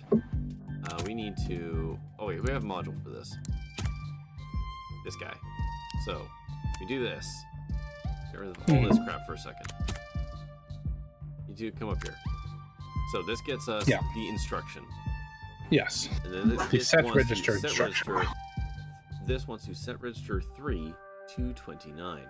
So we need. Oh, I guess they were just setting. Then yeah, we only need the output. Yeah. Okay. Yeah, hold on. Yeah, so we need an output selector here, where this sets the. Yeah, you got this. Outputs. Wait, no. Hold on, that's not right though. Are you sure? I'm not sure. That. All right. Before you move on, what if that output selector was girthier? Yeah, no, I'm going to. Okay. That part I did know. Okay. And then we do this. And what if you didn't have to drag all those wires? Oh, that's why they did it. Hey, look, they did that for a literal reason. Yeah. So then that goes like that, and then that will store that into there. Yeah. And oh, you're good. Now, you can see where I was wanting to go with the output selector, or the input selector, because that would help us reading those values, but that's not important right now. Oh god, now we're putting it all together. Yeah. So we're really building the CPU, huh? When Carol and Laszlo said we're not getting paid, I worried. It's not often a company comes back and gets that low, but it looks like you're about to pull it off. Execute all instructions. Okay. Counter. And memory reader.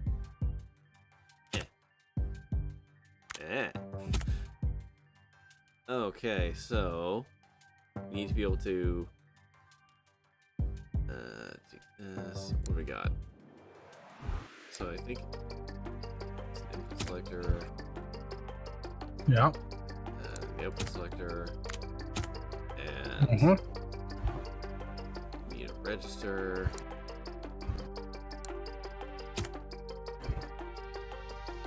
Set memory slot specify. I can't remember that part. Is that writing? Yes. Right? Yeah. Yeah, so here's where I'm not entirely sure how things are going to pan out. I imagine we'll find out in the immediate future, but we cannot execute a save instruction, for example, while we're trying to execute a set register instruction. Right. Because that would be disastrous. Now, I do note that they've cleverly arranged these instructions such that there's only one set of values at a time. Yeah. So maybe we don't have to worry about too hard about switching between the instructions. That's, yeah, future problem. Yeah. Okay, so this is the type of instruction. Yeah. I can't remember how to use that. So I think how I would approach this is to focus on one instruction at a time. You're gonna have to implement both of them, but just do one at a time. Yeah, okay, so in fact, let's start with the register, since you just did that in the last puzzle. I just did that and I've already forgotten. Okay. So this needs to be able to take, I mean, it goes looks like all the way up 8 to 8 registers. Okay. Yeah. So we got this bit, and then this was the same. Yeah. So we connect those thusly. So that's the register module kind of on its own. Yeah. Which probably is worth saving. Now that, like, honestly, now that I think about it. Probably. Yeah. Yeah. Let's just do that. But now, save that. Okay. Yeah. So because whatever, it will save it at 8, and then I doubt this game's going to go down a lot. So probably not. So this wants to set register 3, the output select to the input. So that's how we do the register thing. Yeah. Alright, so now shove that off to the side and ignore it for a little bit. Yeah. Because now we gotta deal with saving. Right, so now set the memory slot specified by register 3. Oh shit, I see. Target. Okay. So we did mem set before. So no, that is not correct. It's not saying write to slot 3. It's saying go look at this register and write into whatever slot that is. Set the so here's where we need to by register 3 to the value from register 6. Oh. Yeah. Set the memory slot specified by register 3. Okay. So what is an input selector look like? Does this help us? Yes, it does. So this is the inverse of the output module. And you're going to use it in a corresponding fashion. So I'm going to put another register. No. You're going to slam that bad boy onto the existing register bank. Onto this one? Like this? Yeah. No, wait. Like this. Well, not like that. One up. Yeah. Sorry, apologies for the lag. Yeah, no, that's... Yeah, I got there myself, but it's okay. Yeah. Yeah. So then this would take the target. And then it's going to take that output. And then what am I doing with that? Hold on, I gotta move. So that's now your new address. Okay, so save. So set the memory slot specified by register 3, which is the target, to the value from register 6. Oh. Oh, hold on. Okay, so I missed that part. That should be so I think, fine. So I still need one of these. I think you need to I would copy that existing register bank and its output module or input selector. So this thing? Yeah. Okay. So sorry, the output part. This It's part? confusing because the output module is used to input to the registers and vice versa. But yeah. Because you need to select from 2 different registers at the same time and read their values. Ugh. But you only need to write to them once. Oh god.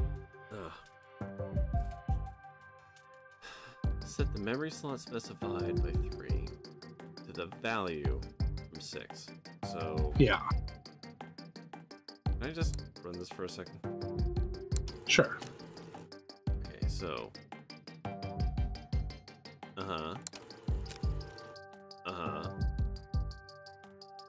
and then we get to the...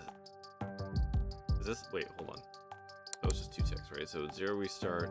Yeah. So that's the first command. Okay. Then that's 13.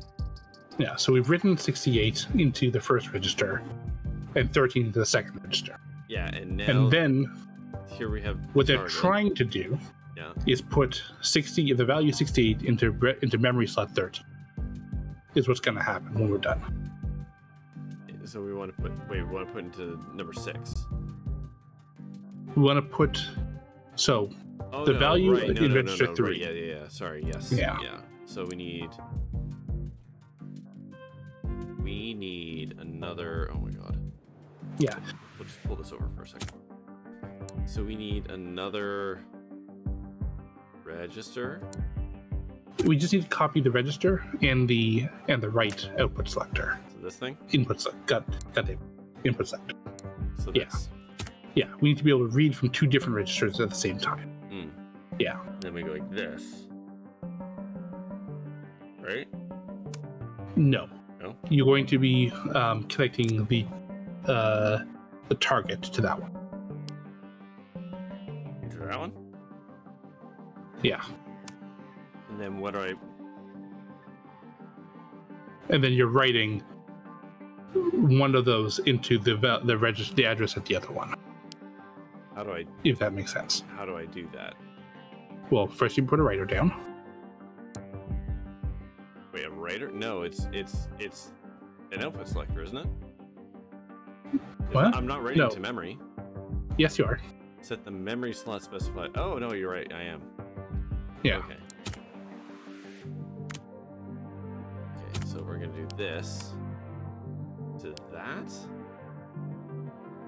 I think so.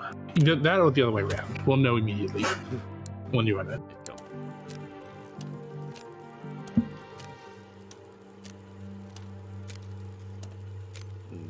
No, that was wrong. Yeah. Okay, apparently those registers are independent.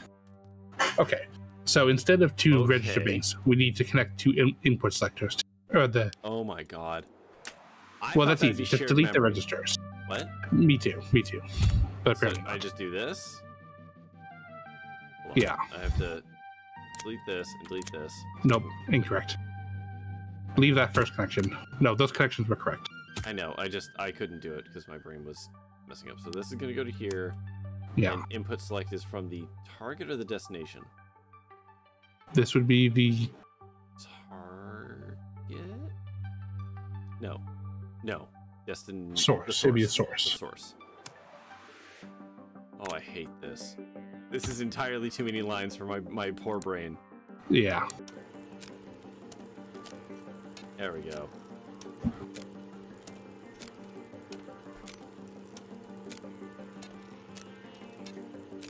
Jesus Christ. Yeah. I thought a lot about quitting. First Jack, then missing payroll. My husband thought I should leave, and maybe I was a little crazy not to. But I felt loyal to all of you, so I stayed, and now things are coming together. For the first people selling CPUs, we'll all be rich. We won't be, because Jack's gonna fuck around and screw us. So let's just... I just need to digest this a little bit more. As to what the heck we just did. Sure. So... yeah, read the instruction, get the instruction, da-da-da. I get this part, I understand. So... yeah. This first one is take an output selector of... This is for set stir. This is... Or set register. Right? Yeah. So this is saying... the destination is the output, so of these. Yeah. Then we're going to take the source value in this case, and it gets stuffed in there. Yeah.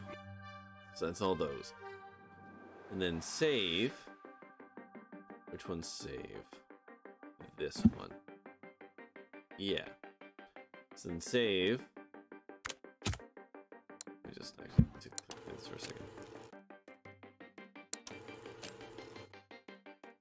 Okay, so we get to here. So save says look at set the memory slot specified by register 3. So that's this one. Which says the memory slot 68, right? Mm-hmm. And then it wants the value from register 6. Then this is the selector, and we take the selector from there. We pull the value out. Okay, all right. Yeah. All right, I get it. Okay, op select. Okay. Problem. Apparently, real CPU needs to be able to do work on values from memory, not just shoved predetermined stuff in. That means we'll need more types of instructions, which means you'll want this, an op selector. It's like an input selector, but it takes an instruction opcodes instead of indexes. Oh my god. Try it out by decoding, executing the instructions in each slot. Okay, I see how this is going to be. Do you? I do.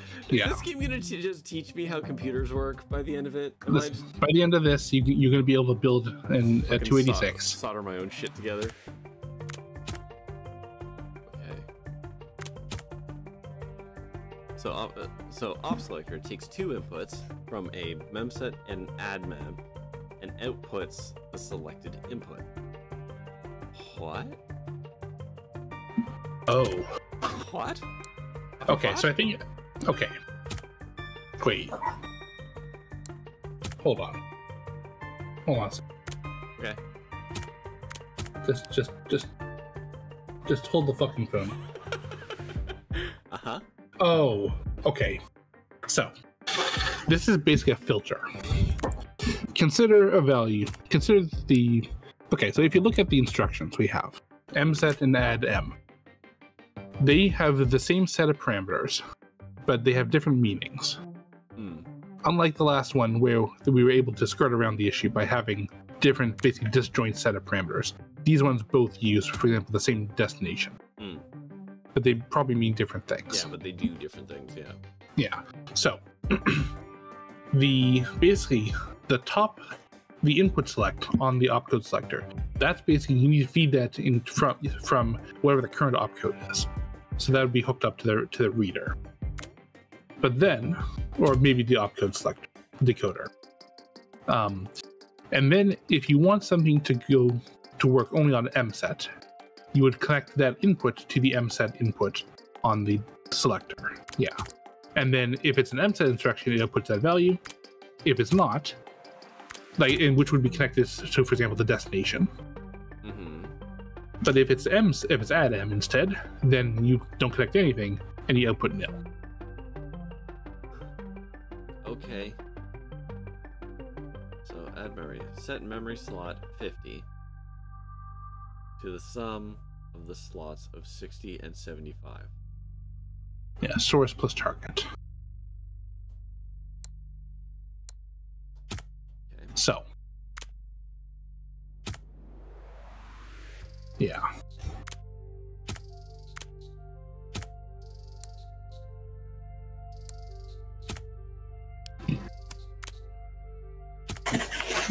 So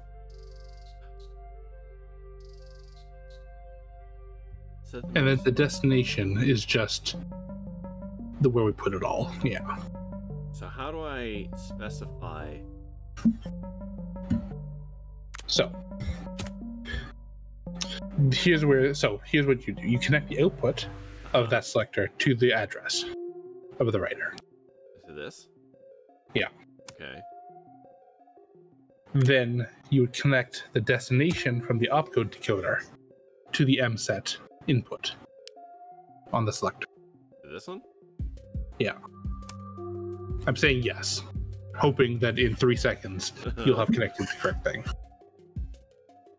And then, no. That the destination goes to the MSET input. Okay. Yeah. And then you connect the opcode to the input select. So where the MSET, the orange MSET, goes to the input. Oh, that was the part I was not understanding. Yeah. Okay. Yeah. And so now you see it's outputting 75 to the writer. Yeah, so it's saying slot 75. We want to set the memory slot 5 to 2. So we need to take this thing's source. Right, we're gonna do this. So that deals with the MSET. Yeah. Okay. So that deals with that one. Now how do we do the add memory one? Yeah. So it's gonna be basically the same idea, but we're gonna need a couple of readers first, or up front. Couple of readers, you mean the instruction one? No, the memory readers. Because we're gonna need to be able to, because it's kind of saying go to slot 6, go to memory 60 and add that value. Okay. So okay, so am I using the same instruction decoder or should I use a separate one? Yeah. No, you should use the same instruction decoder. Okay. Because you can hook up one output to many inputs. Yeah, I guess. That's fine. So this is going to say set the memory slot source. So the destination. Well, let's start with. Oh. Yeah, no, this wants to use set target no. the memory slot 50 to the sum of these two memory fields. Yeah, so we're reading the other two memory. We're reading source and target first. Yeah. So there's the. So you can just hook those up straight up. What? Yeah. Yeah, that's fine. Okay. Don't worry about. Well, we'll deal with that in a second. Okay. So we're doing that. Yeah. Okay. Yeah. And now add those two bad boys together. Which I don't know what you're gonna get, but it's probably gonna be nil. Okay. And then now you need to basically duplicate the MSET setup you have above, but hook it up to the add M input. Could I not use the same one? Can I do this? Because the instruction will say to use add-m at that point. Oh, you're right. Actually, that's a good point. So yeah, that's true. Yeah. Let's just fire this thing and see what happens. Yeah, I think you got it. Nope. Nah, this shit ain't working at all. Well, okay, hold on. Well then, okay. Well, now we know what happens when you crash. Memory corrupted. Oh boy. All right. So I actually want to. I want to understand what actually went wrong here because I'm not 100% certain. Yeah, how about we? Can we just disconnect this stuff? No. Can we just step through it? I just want to see the first one do. I just want to see first one go for a second. Okay, you didn't have to delete all that stuff, but all right. It helps me. Okay, so we want add memory. So set memory slot 50. So the destination. Okay, hold on. Look at the M set, not the add M. Okay, so set memory slot number 75 to 2. Yeah. Yeah. Sure. So we go into this, we go like this. Click. Yes. Step 1 succeeds. All right. Cool. All right. So then this one wants to add. So set memory slot 50, which is the destination. Yeah. Not. Oh. Yeah. Okay. I see. Okay, so that's why. That's why I got confused.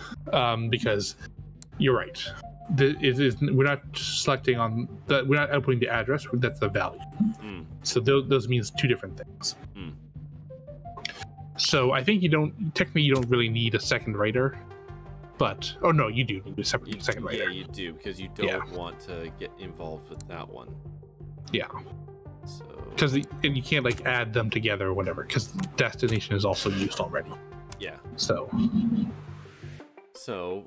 we need to get destination of this one. Yeah. Never mind. Right, and then we have to get the memory slots from source and target. Yeah. Put them together. Stuff them in there. So. But you need to have the selector first because right now you're going to do it on every instruction, which is incorrect. Yes, you're right. So, back to edit, we need this one. Oh, hold on. That's why I was saying to just duplicate it before. Can't we just do this? No. See, we literally just went through this. Yeah, we did. So we need another. Nope. One of you. We need to go like this. No. Wait. What? No. Stop. Oh no. We don't need another decoder. No. We need one of these. Yeah. And then delete this. So we want to go. Like so that's why I was saying just duplicate the one that's above it. And then this goes here. And is this thing on? Yeah, I know you want to duplicate the thing, but the connections are a little different, right? The connection between the writer, and the thing is not. Oh yeah, it is. Never mind. It's whatever. It is. Because You're we're right. taking the destination. Yep. Absolutely. 100%. Right. Yeah. Yep. Totally. Okay. Yep. Yes. Okay. Great. So I should go Until there. here we come.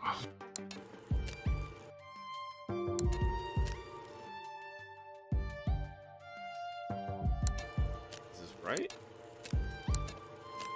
Aha! Yes, it was. All right. There we go. So apparently we can do that with 2 less modules. Can we now? Allegedly. I'm assuming it's these 2 modules that can somehow go away. That seems likely, but I'm not sure how you do that without replacing them with other modules. Yeah, because this right now we're just taking the source straight to the right, so that part can't happen. Right? Like, this has to... I guess... Because I think that's part of it.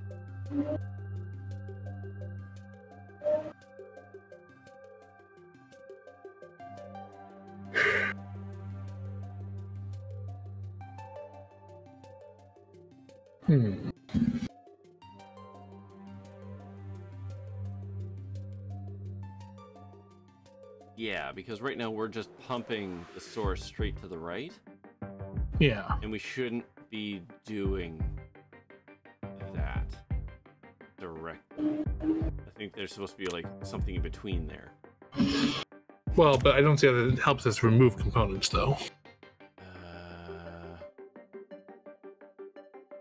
The destination is used as... Hold on a second. So the destination on MSet is... I'm just gonna pretend the one up here doesn't work. Isn't here right now. Sure. Just for giggles. So one of these on an MSet, we take the source and spit it out there. Well, I guess I guess what we could do on an ad, we take effectively the result of this thing, right? Well, hold on. Source. Oh yeah. Right. So this becomes our actual gate. Right. For what output we put in there. Yeah. What is the destination address? Yeah. Or a destination value, rather. Yeah. And then. So how do I wire this up? So. But how...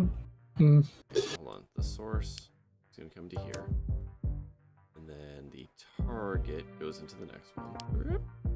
Right? So that'll do that. So that will handle the ad. Oh, is that it? I think that might No, because we don't have any addresses connected. Like, we're not writing these values to anywhere. Oh, right. We need the memory slot. Right. So, in the memory slot... I mean, it's just coming from destination, isn't it? Well, it's supposed to. Because look at, I mean... Yes. Just looking at the memory values. Yeah, so destination should always be like that. Yeah. There. I think that works. So, well, let's just... Yeah,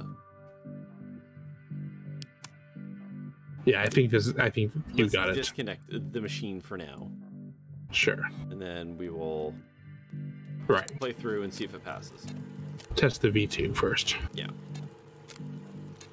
Yeah. There we go. Okay, so back to the puzzle. And then we delete the old version. The shitty bad version. Unique modules, and the goal is 10. Aha! There we go. We did it. Look at that. I got there eventually. Yeah. See, just because I get paid a lot of money to put a bunch of text into files, that sometimes works. Doesn't mean that I'm a super god at designing CPUs. Alright, I think I use input selectors for this, but op selectors are a lot easier to use. Are they? I guess they are. And now we're all set to build a real complete CPU. Oh boy. The Aerith CPU. Yeah. Okay, so this is a I mean, they really are easier, because they basically let you abstract, like... Yeah. For all these different opcodes. We did the stuff low level, and then this is like, cool, now we have a module for that. So never think about it again. Yeah. Okay. Dana, it's been a while. I've been so sorry. I've been enormously busy setting everything up for the launch. I've been under a lot of stress. If I've ever said anything rude, I really, truly apologize from the bottom of my heart. Bullshit. All you need to do is build this final CPU, executing all instructions, then give me a copy of the blueprints, and I'll hand it to the investors to show them, and we'll all be rich. I think he's on the level. I can't see how this could possibly go wrong. So let's go ahead and execute. I'm so angry that I can so very obviously see what's happening here. I'm just like, no, this is just a puzzle game. The narrative happens around you. Yeah, it'd be really something if we could design the CPU to explode or something. But I don't think that's this kind of game. No. All right, so here's our initial poll. I was gonna say we should just copy from the other puzzle, but the instructions are different actually. Yeah, set register 2 to 20, and then need to be able to add and save. Yeah. Okay. Well, it's probably better just to do this manually for a bit. So just to put it in my head a little more. Build the muscle memory. All right, so here's our register. So we want to set the register number 2, so the destination. Oh no, we need the. Well, first let's hook up. Let's need the output selector. Yeah, we're gonna need to build, I think, both sides of that of the register bank. Okay. Oh, like last time? Yeah, I think so. What's the adder instruction? Set register 2 to the sum of registers 6 and 2. Yeah, so we need to read from registers as well. Yeah.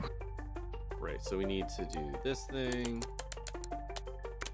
We're gonna do this. So we got that thing. I don't remember what to do with it quite yet, but... Yeah, that's wrong. Is it? Yeah, you're off by 1. Oh shit, you're right. It's Deus Ex music. Next time you can just delete the connectors. Yeah, you're right. Okay, so we got that. So, yeah, for a set stir, I don't know why I'm saying set stir, set register, setter. We're going to set the destination to... So don't forget about our opcode selectors. Yep.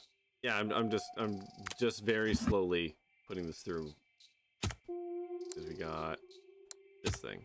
Nope. This thing. Yeah. No. Yeah. So, we need to take... just move you guys out of the way for a second. I need to take the mem value of that. Right? Incorrect. No. That needs to be connected to orange. Does it? Oh yeah, I guess. Yeah. Yeah. So we take this, and then if it is a set whatever. Yeah. Right. We take the value of 30. And I think we also need a second one of these.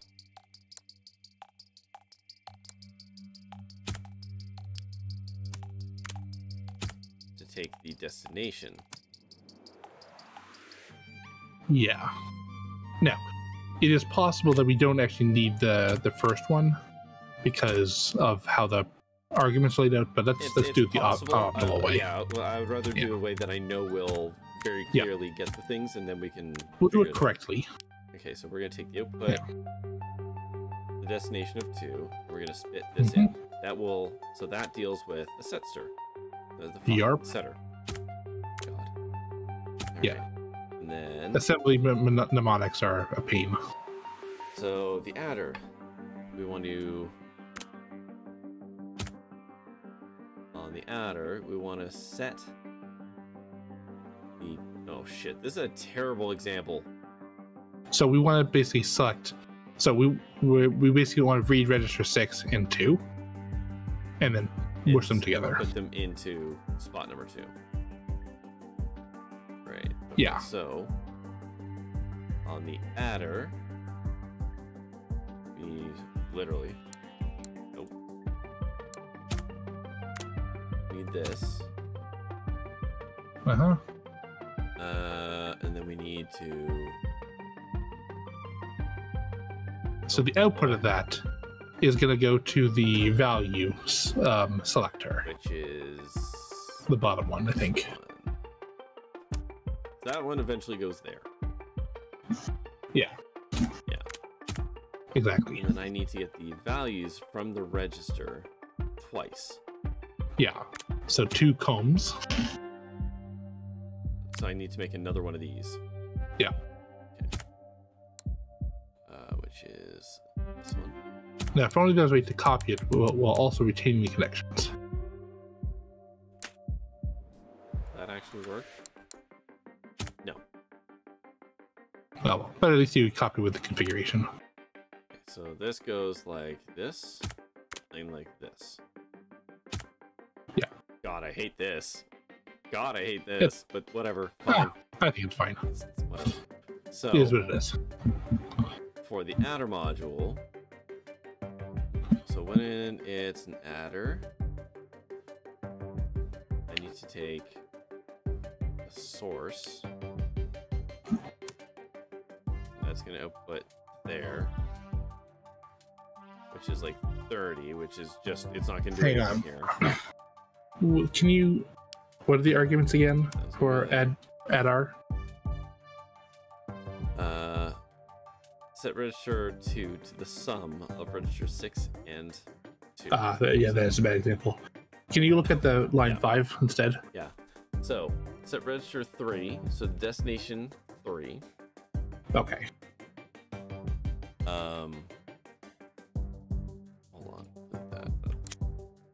So in this particular case, we want to set a destination. Yeah. To the sums. Okay. So yeah, so destination needs to be connected to the top selector, which is what. Okay. Which is what I had there, right? No. I actually can't read those labels. Oh. Hang on. Can you? I cannot zoom in more. Unfortunately. Oh. Wow. Yeah, this game is not great. You know. Hold on. Okay, so the pink line connected to the top. Okay, so the top selector is the address that we're writing, or the register we're writing to, right? So that pink line that's going to add our needs to be set to destination, not the source. Between the decoder and the top selector. Hold on. Oh boy. Say that again, but slower. Okay, so like I'm a dummy. The top selector represents. I want to write an address. I want to write to a register. Which address register are we going to? Which in this case is the destination. Right? Yes. So this. So you're saying this. So red. One, Yeah. Needs to connect to addr. Right there. On the top one. Yeah. Yeah. Okay. Yeah. In place of the pink. Right. Yeah. So then, and then yeah. So that's good. So the only thing that's left now is we need to add the two outputs together. Right. So which I think is literally just connecting the two outputs to the adder. So yeah, it's this and it's this. Yeah. But then we have to select the inputs. Yes. That's the part I don't quite know how to do right now. Basically, you're going to duplicate. So again, you're going to need two more selectors that are going to serve as our. Here, these represent the sources we're reading from. Think of these as variables. We need two more variables to hold the addresses. So another two of these input selectors? Yeah. Yeah. No, not input selectors. The two more opcode selectors. Oh, these guys. Yeah. No, the opcode selectors. This is an op selector. Yeah. Sorry, delay. Yep, sorry. Yep. My bad. Okay, so then this takes the command, and this takes the command. Mm-hmm. So then when it's an add, we are taking... So then these are going to go into here. The outputs of these are going to specify where we get the values from. Exactly. And then the addresses are going to be the source and the target. Yeah, respectively. Source and the target goes into there. Yeah. Okay, so that's the add circuit. Yeah. And one more to go. And then we've got the save, which is set the memory slot specified by register 3 to the value from register 5. Okay, so we've got a writer. on over there. Save the memory slot specified by register 3. So we need to be able to select register. Yeah. Okay. Which you do have the capacity to do. Do I? Yeah. Source. Which is this guy. We go to here. So that goes into there. Right? Yes. No, that's the right error. That's the writing selector. You want to read. Set memory slot specified by register 3. Oh yeah, you're right. Remember that for a second. So on save, taking the source, which is 5, that goes to you. Then I need to read this memory slot, right? No, again, that's the writing slot. You probably want to do this put these at the bottom, not the top. Okay. Save the memory slot specified by register 3. Yeah. So again, consider the two bottom opcode selectors represent two different ways, two different places you're allowed to read from register. So you don't need any more opcode selectors just yet. You might need one later, but for now, let's focus on getting the values we need. Okay. So on save. Hook up your source and targets. The source will go here, and target will go here. Okay. Yeah. And now, when we're on save, then now the two outputs on the right are going to have the address and the value respectively. We need to write. Okay. So then this goes into here to select the correct input. Yeah. So basically, you need a writer somewhere off to the side to collect those two values. Right. I think it's like this. I believe so. Though, now, there is one other consideration, which is that we need to probably filter one of those inputs to the writer on the opcode. Because right now, it's not going to be, it's exactly the same circuitry for both add and save. All right, which so means we're going to be writing values. We need to slap an op selector here. Exactly. That goes here. Probably on only one. You only do it on one of the inputs, but yeah. Yes, you're right. So yeah, do this, and then this is on save. Do that. Yeah. Exactly. Jesus Christ. My friend, I believe you have connected all the dots and built a CPU. Oh God. I'm hitting play.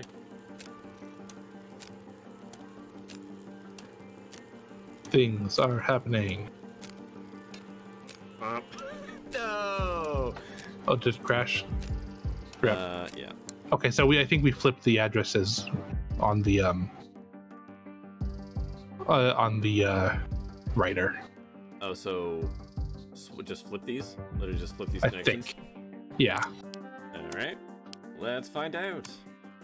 Sorry, best take ever. If you're homeless, just buy a house.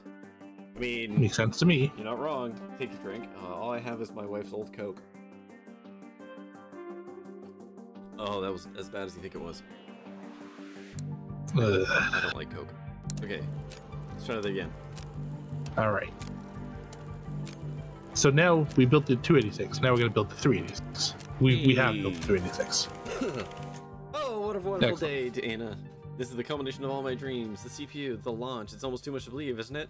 Here we go. We're definitely not about to get fucked. We can do this with 3 less modules. Of course we can. 3 less. So, that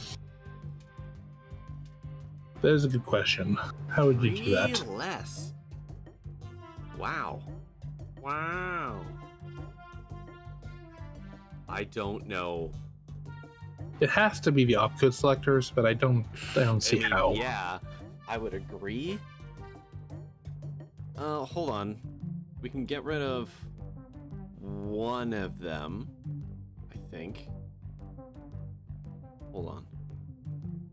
No, hold on. Yeah, I have no idea. I've literally no idea. Also, hi T3. We're making computers, apparently. By the way, this job of optimization is not too far from what like a compiler does, for example. Uh-huh. Can't we just abstract this away to something? I'd love to do that. Mm-hmm. How do I ditch 3 things here? Okay. Okay. We can get rid of this one. Because we have a spare we have a spare save slot here. So where does this line go? Oh, well, but hold on. So the problem is that when we're not on save, it's still outputting a value that means something else. That's why we had this in place. Yeah, that's fine. Because we should be able to go like this. And then delete this and connect this to there. That should still do the same job. Or you're gonna overwrite, you're gonna corrupt registers by writing other registers now. God, those 2 lines. Oh shit, hold on. That was supposed to go. Uh-oh. Oh, there's. Oh my god, Command Z actually works. Oh, I hope so. Okay, so hold on. Let's do that for a second. So that goes down to the adder. Because this one just takes an output into a save and then filters off there and then spits that out to the right. Yeah. So like, I feel like I can go like this to here. And then take this guy to the right. Like that. That should get rid of that one. I think that still works. Well, you'd want to connect it to Yeah. Let's try it out. Okay. I'm not confident, but we can try. Neither am I. Cool. Oops. Didn't need to do that. Yeah, that's what I'm saying. There's a way to go back to our last. So, there we go. There's a button for the last time it worked. Right. Now it is midnight. So maybe we don't optimize this 100%. I actually just wanted to optimize this one just to leave it somewhere, but I don't know how you eliminate 3 things here. That's a lot. I mean, I believe that's possible, 100%. Now there is a GitHub repo that apparently has solutions to all of these things, but they're not in an easy to use format. I would love to see that. Like, I mean, we can always just do, like, we solved the puzzle. We've already discussed that we have no problem looking at the optimal solution as a learning tool. I'm fine with that. Right. My pride is not... Here's the solution. Feel free to look to pull that up and tell me if it's useful. Hold on, what is this format? Oh, because it's a Microsoft... It's a... hold on. Look at the file extension. Nice, I see that. I don't know what that is, though. I don't think it's Microsoft, but it could be. Actually, I didn't look at the README.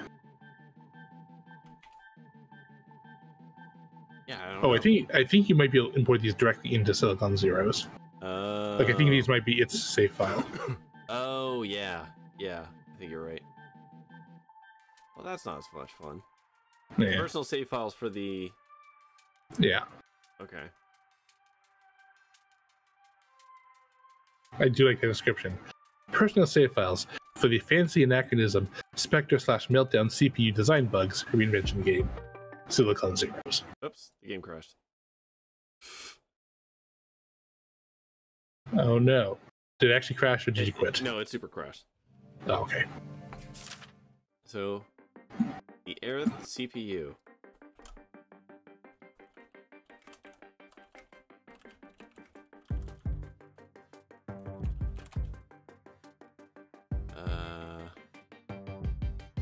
I'm searching Steam now. No. Oh. Oh, hold on. So consider puzzle solutions level 2 and indie FAQ. Okay.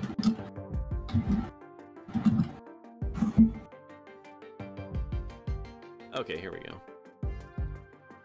So the Arthas CPU. Let's have a gander here. They'd use 2 selectors. Oh. How the hell did you manage that?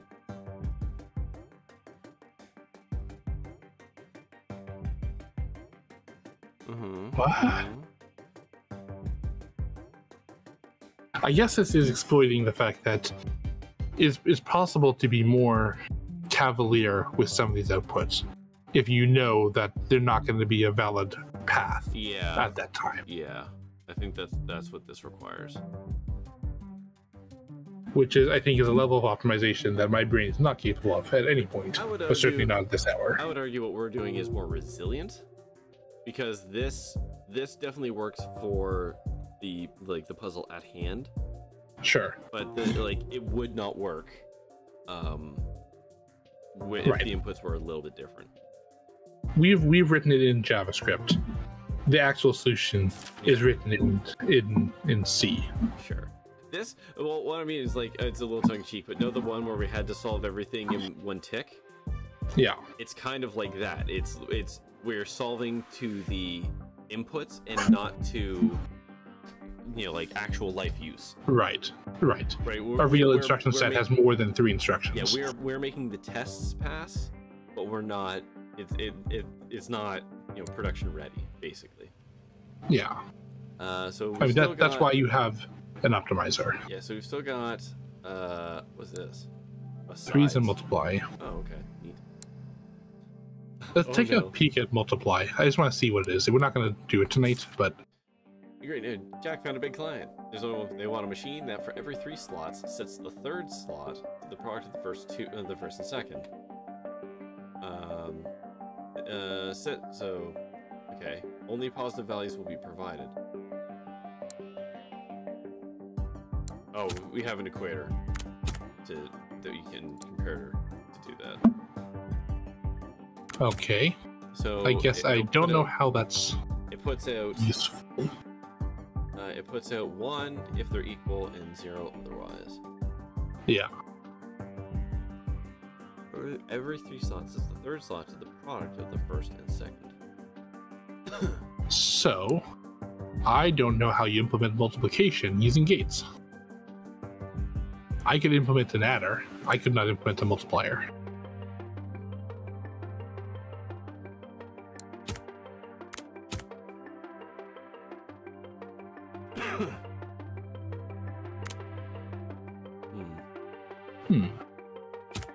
Okay, you would... Oh. It involves counter, doesn't it? You would use a dumb latch solution. Okay, go with me on this just for a second here. Okay. So you do something. Going on the chart. You do something like this, right? Where... Oh no, that's adders. Shit. No, hold on. Okay, consider what. Okay, going back to grade 3. What is multiplication? It's adding something a bunch of times. It's adding something to itself a bunch of times. Yeah. Yeah. So using a latch to buffer those values, then the process of adding something to itself multiple times, not a big deal. Yes. So you would need to feed in n+1 or whatever. Yeah. You'd have to feed in one of the numbers as the latch, where it's just this becomes a tiny counter on itself. It starts at 1. Yeah. And ticks up until it equals the value. Right? So you would do something it ticks down until it equals 0 or something like that. Something like that. So you take a number, right, and then do this, and then you kind of feed this into something like this. Right, like there's our basic counter, except you put one of these in here. So actually, delete this. And you do something like. Why can't I? Oh, right. You basically put a comparator into here, where it's just like when this thing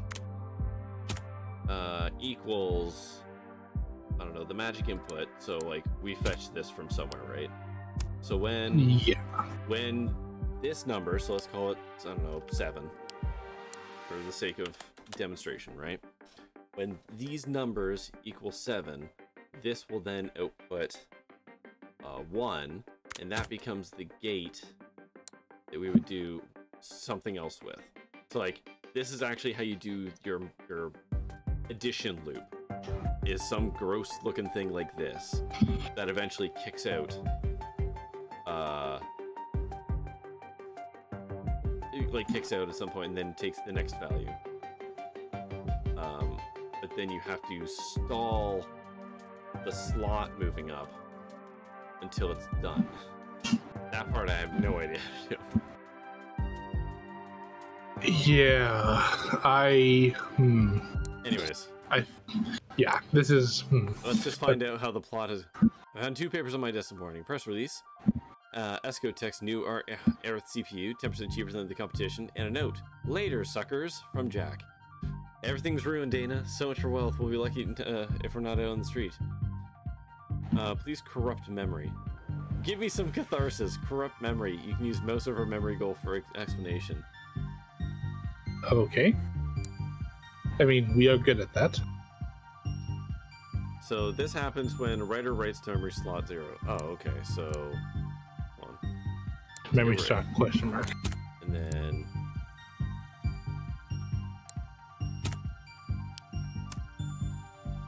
we only get those 2 things.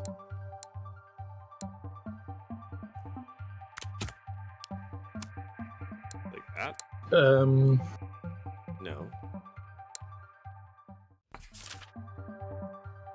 Hang on. What?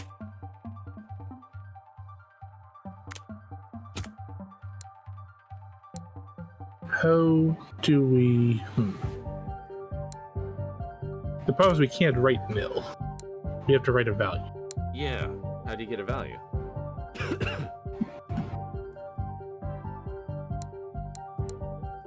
Go to the palettes for a second. I know we probably can't put any of them down, but I thought we could. I thought one of them looked like they were placeable. It only lets you put the adder module down. Oh. Okay. No. I was wondering if like multiple adder modules or something.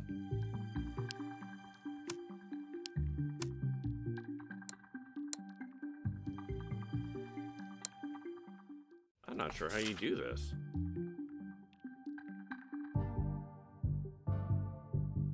Oh, no, indeed. Can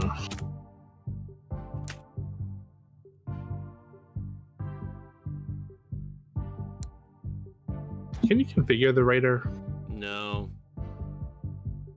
Oh, the writer. No. I don't understand how you do this because there's like not enough things here. Yeah, you kind of need some kind of... You need a value to kick everything off. Oh! Oh. Haha! I see. Infinite recursion loop, huh? Okay. How do you think Jack and Estimated Sales will do if we announce a computer so fast it makes the Aerith CPU look like an abacus? Okay, so what did I just do here? What chaos did I inject? Let's start over. All right. So I can understand. So I took an adder and I put another adder. Yeah. You have basically done... So I did this. And then I did this. Yeah. So why does that give up a question? So consider how the computer is trying to resolve the situation. pick one of the adders. Doesn't matter which one. Let's say the top one. The first input is the output of this other adder. Okay, so pause evaluation. Go look at that one. Yeah. Okay, so the value here is the result of adding the two inputs here. All right, so the first input is the result of the first adder. All right, pause. Go look at the first adder. Right. So we've just created an infinite loop of we've either bust the stack, a circular reference effectively. Yeah. Yes. So we either kill the stack or we detect it and go blah. Yeah. And we spit out an error. Apparently, you can do this with 2 items, so that means I should probably be able to feed there we go. Yes. Yeah. Feed one adder into itself. Yeah. Okay, that makes sense. Okay. Delay. Oh no. Millitick. Oh no. It can take a few milliticks from modules to process data after their inputs change. Before, our machines were so slow that this didn't matter, but now you have to deal with this delay. While delayed, modules' inputs are unknown or garbage, useless values. Okay. Oh no. What the fuck? Negative unknown. Whenever this module's input, it takes 3 milliticks to stabilize. Its inputs are unknown values. Okay. Okay, so I think basically we don't need to worry about too much right now, but yeah. No. I'm so confused.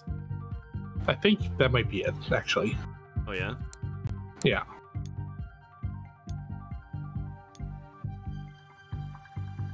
Nope. No? No, Interesting. Like that. Can I change this? Oh, I can change it. Oh, right. So what's that gonna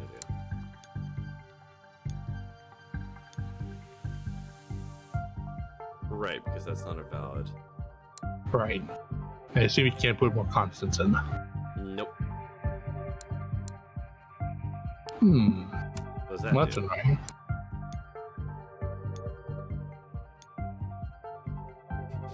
Nope.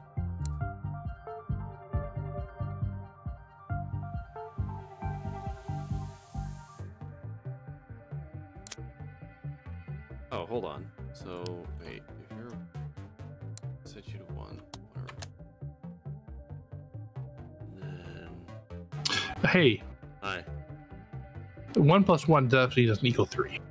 No, What about 1 plus 1 plus 1? So Just put another adder in. Just do this. Yeah. Then... And then we'll add the 1 to the first input as well. Oh, right, yeah. No, not like that. Yeah.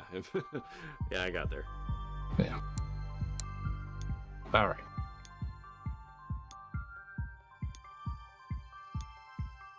Ding. Oh god. You might not get delay yet. Lady, I barely got the CPU challenge.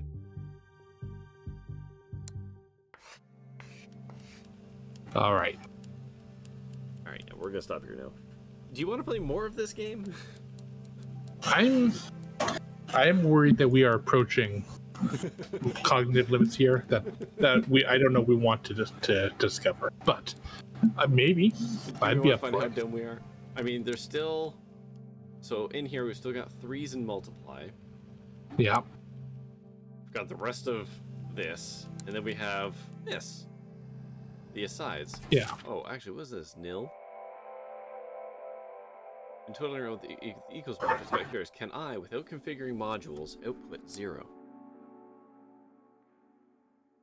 So this is us giving our self challenges.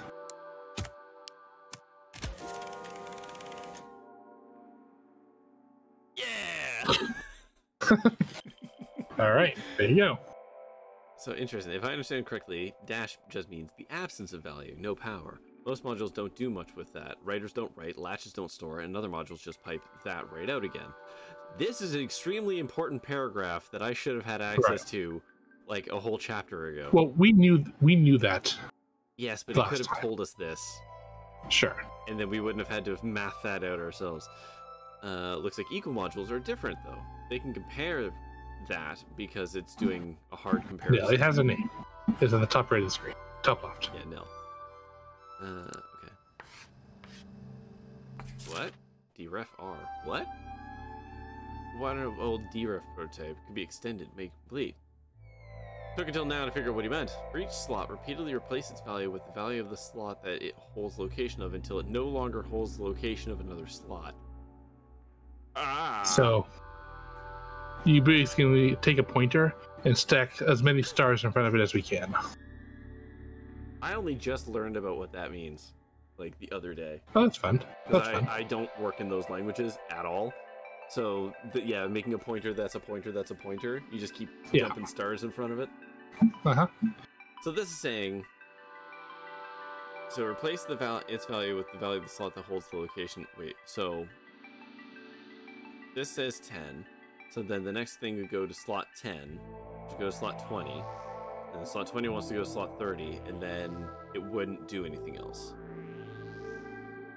After that, right? Yeah. Now, here's what I'm not sure about. Is that now we have a problem because our counter is just going to keep counting. Yeah, but we need to do multiple, an arbitrary number of operations on each slot. Yeah, you don't use the counter in this one, I don't think.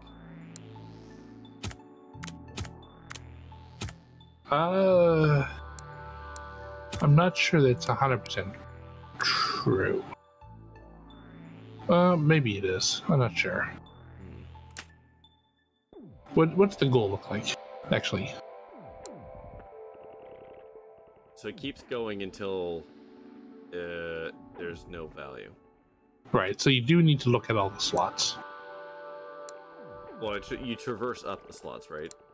So this one goes but to no, here, zero, like zero's going to end up with, like, mouse. Yeah, it doesn't actually say the chain. Right, but then you need to also do the same thing for 1 and 2 and so on. Well, 1 wouldn't change because 1 would look at 40. Sure. And 40's mem slot would be empty, and so you would do nothing with it. That's fine. But then 3 has... I can't read that. Is it 0? It's a 0. Yeah, so 3 is also going to end up with 30. Yes. But it needs to traverse that chain. No, it doesn't, because 0's already been set. The trick here is 0 is the only one that actually ticks up. This one would just go... It looks at 0. 0 says 30, so it goes to... Yeah, it takes that value. Well, yeah, but you still need to do that. It's not going to happen because nothing touches 3. Right. Nothing goes to 3. So you still need to get to 3 first. And you only do that by iterating over it. Oh, Lord. There's one called full CPU at the end. Yeah. Oh, no. Also, I like how stuff changes on the board. Like, like it gets progressively more complex. Uh-huh. It's fun. I like that. Yeah. Wonder if there's even more.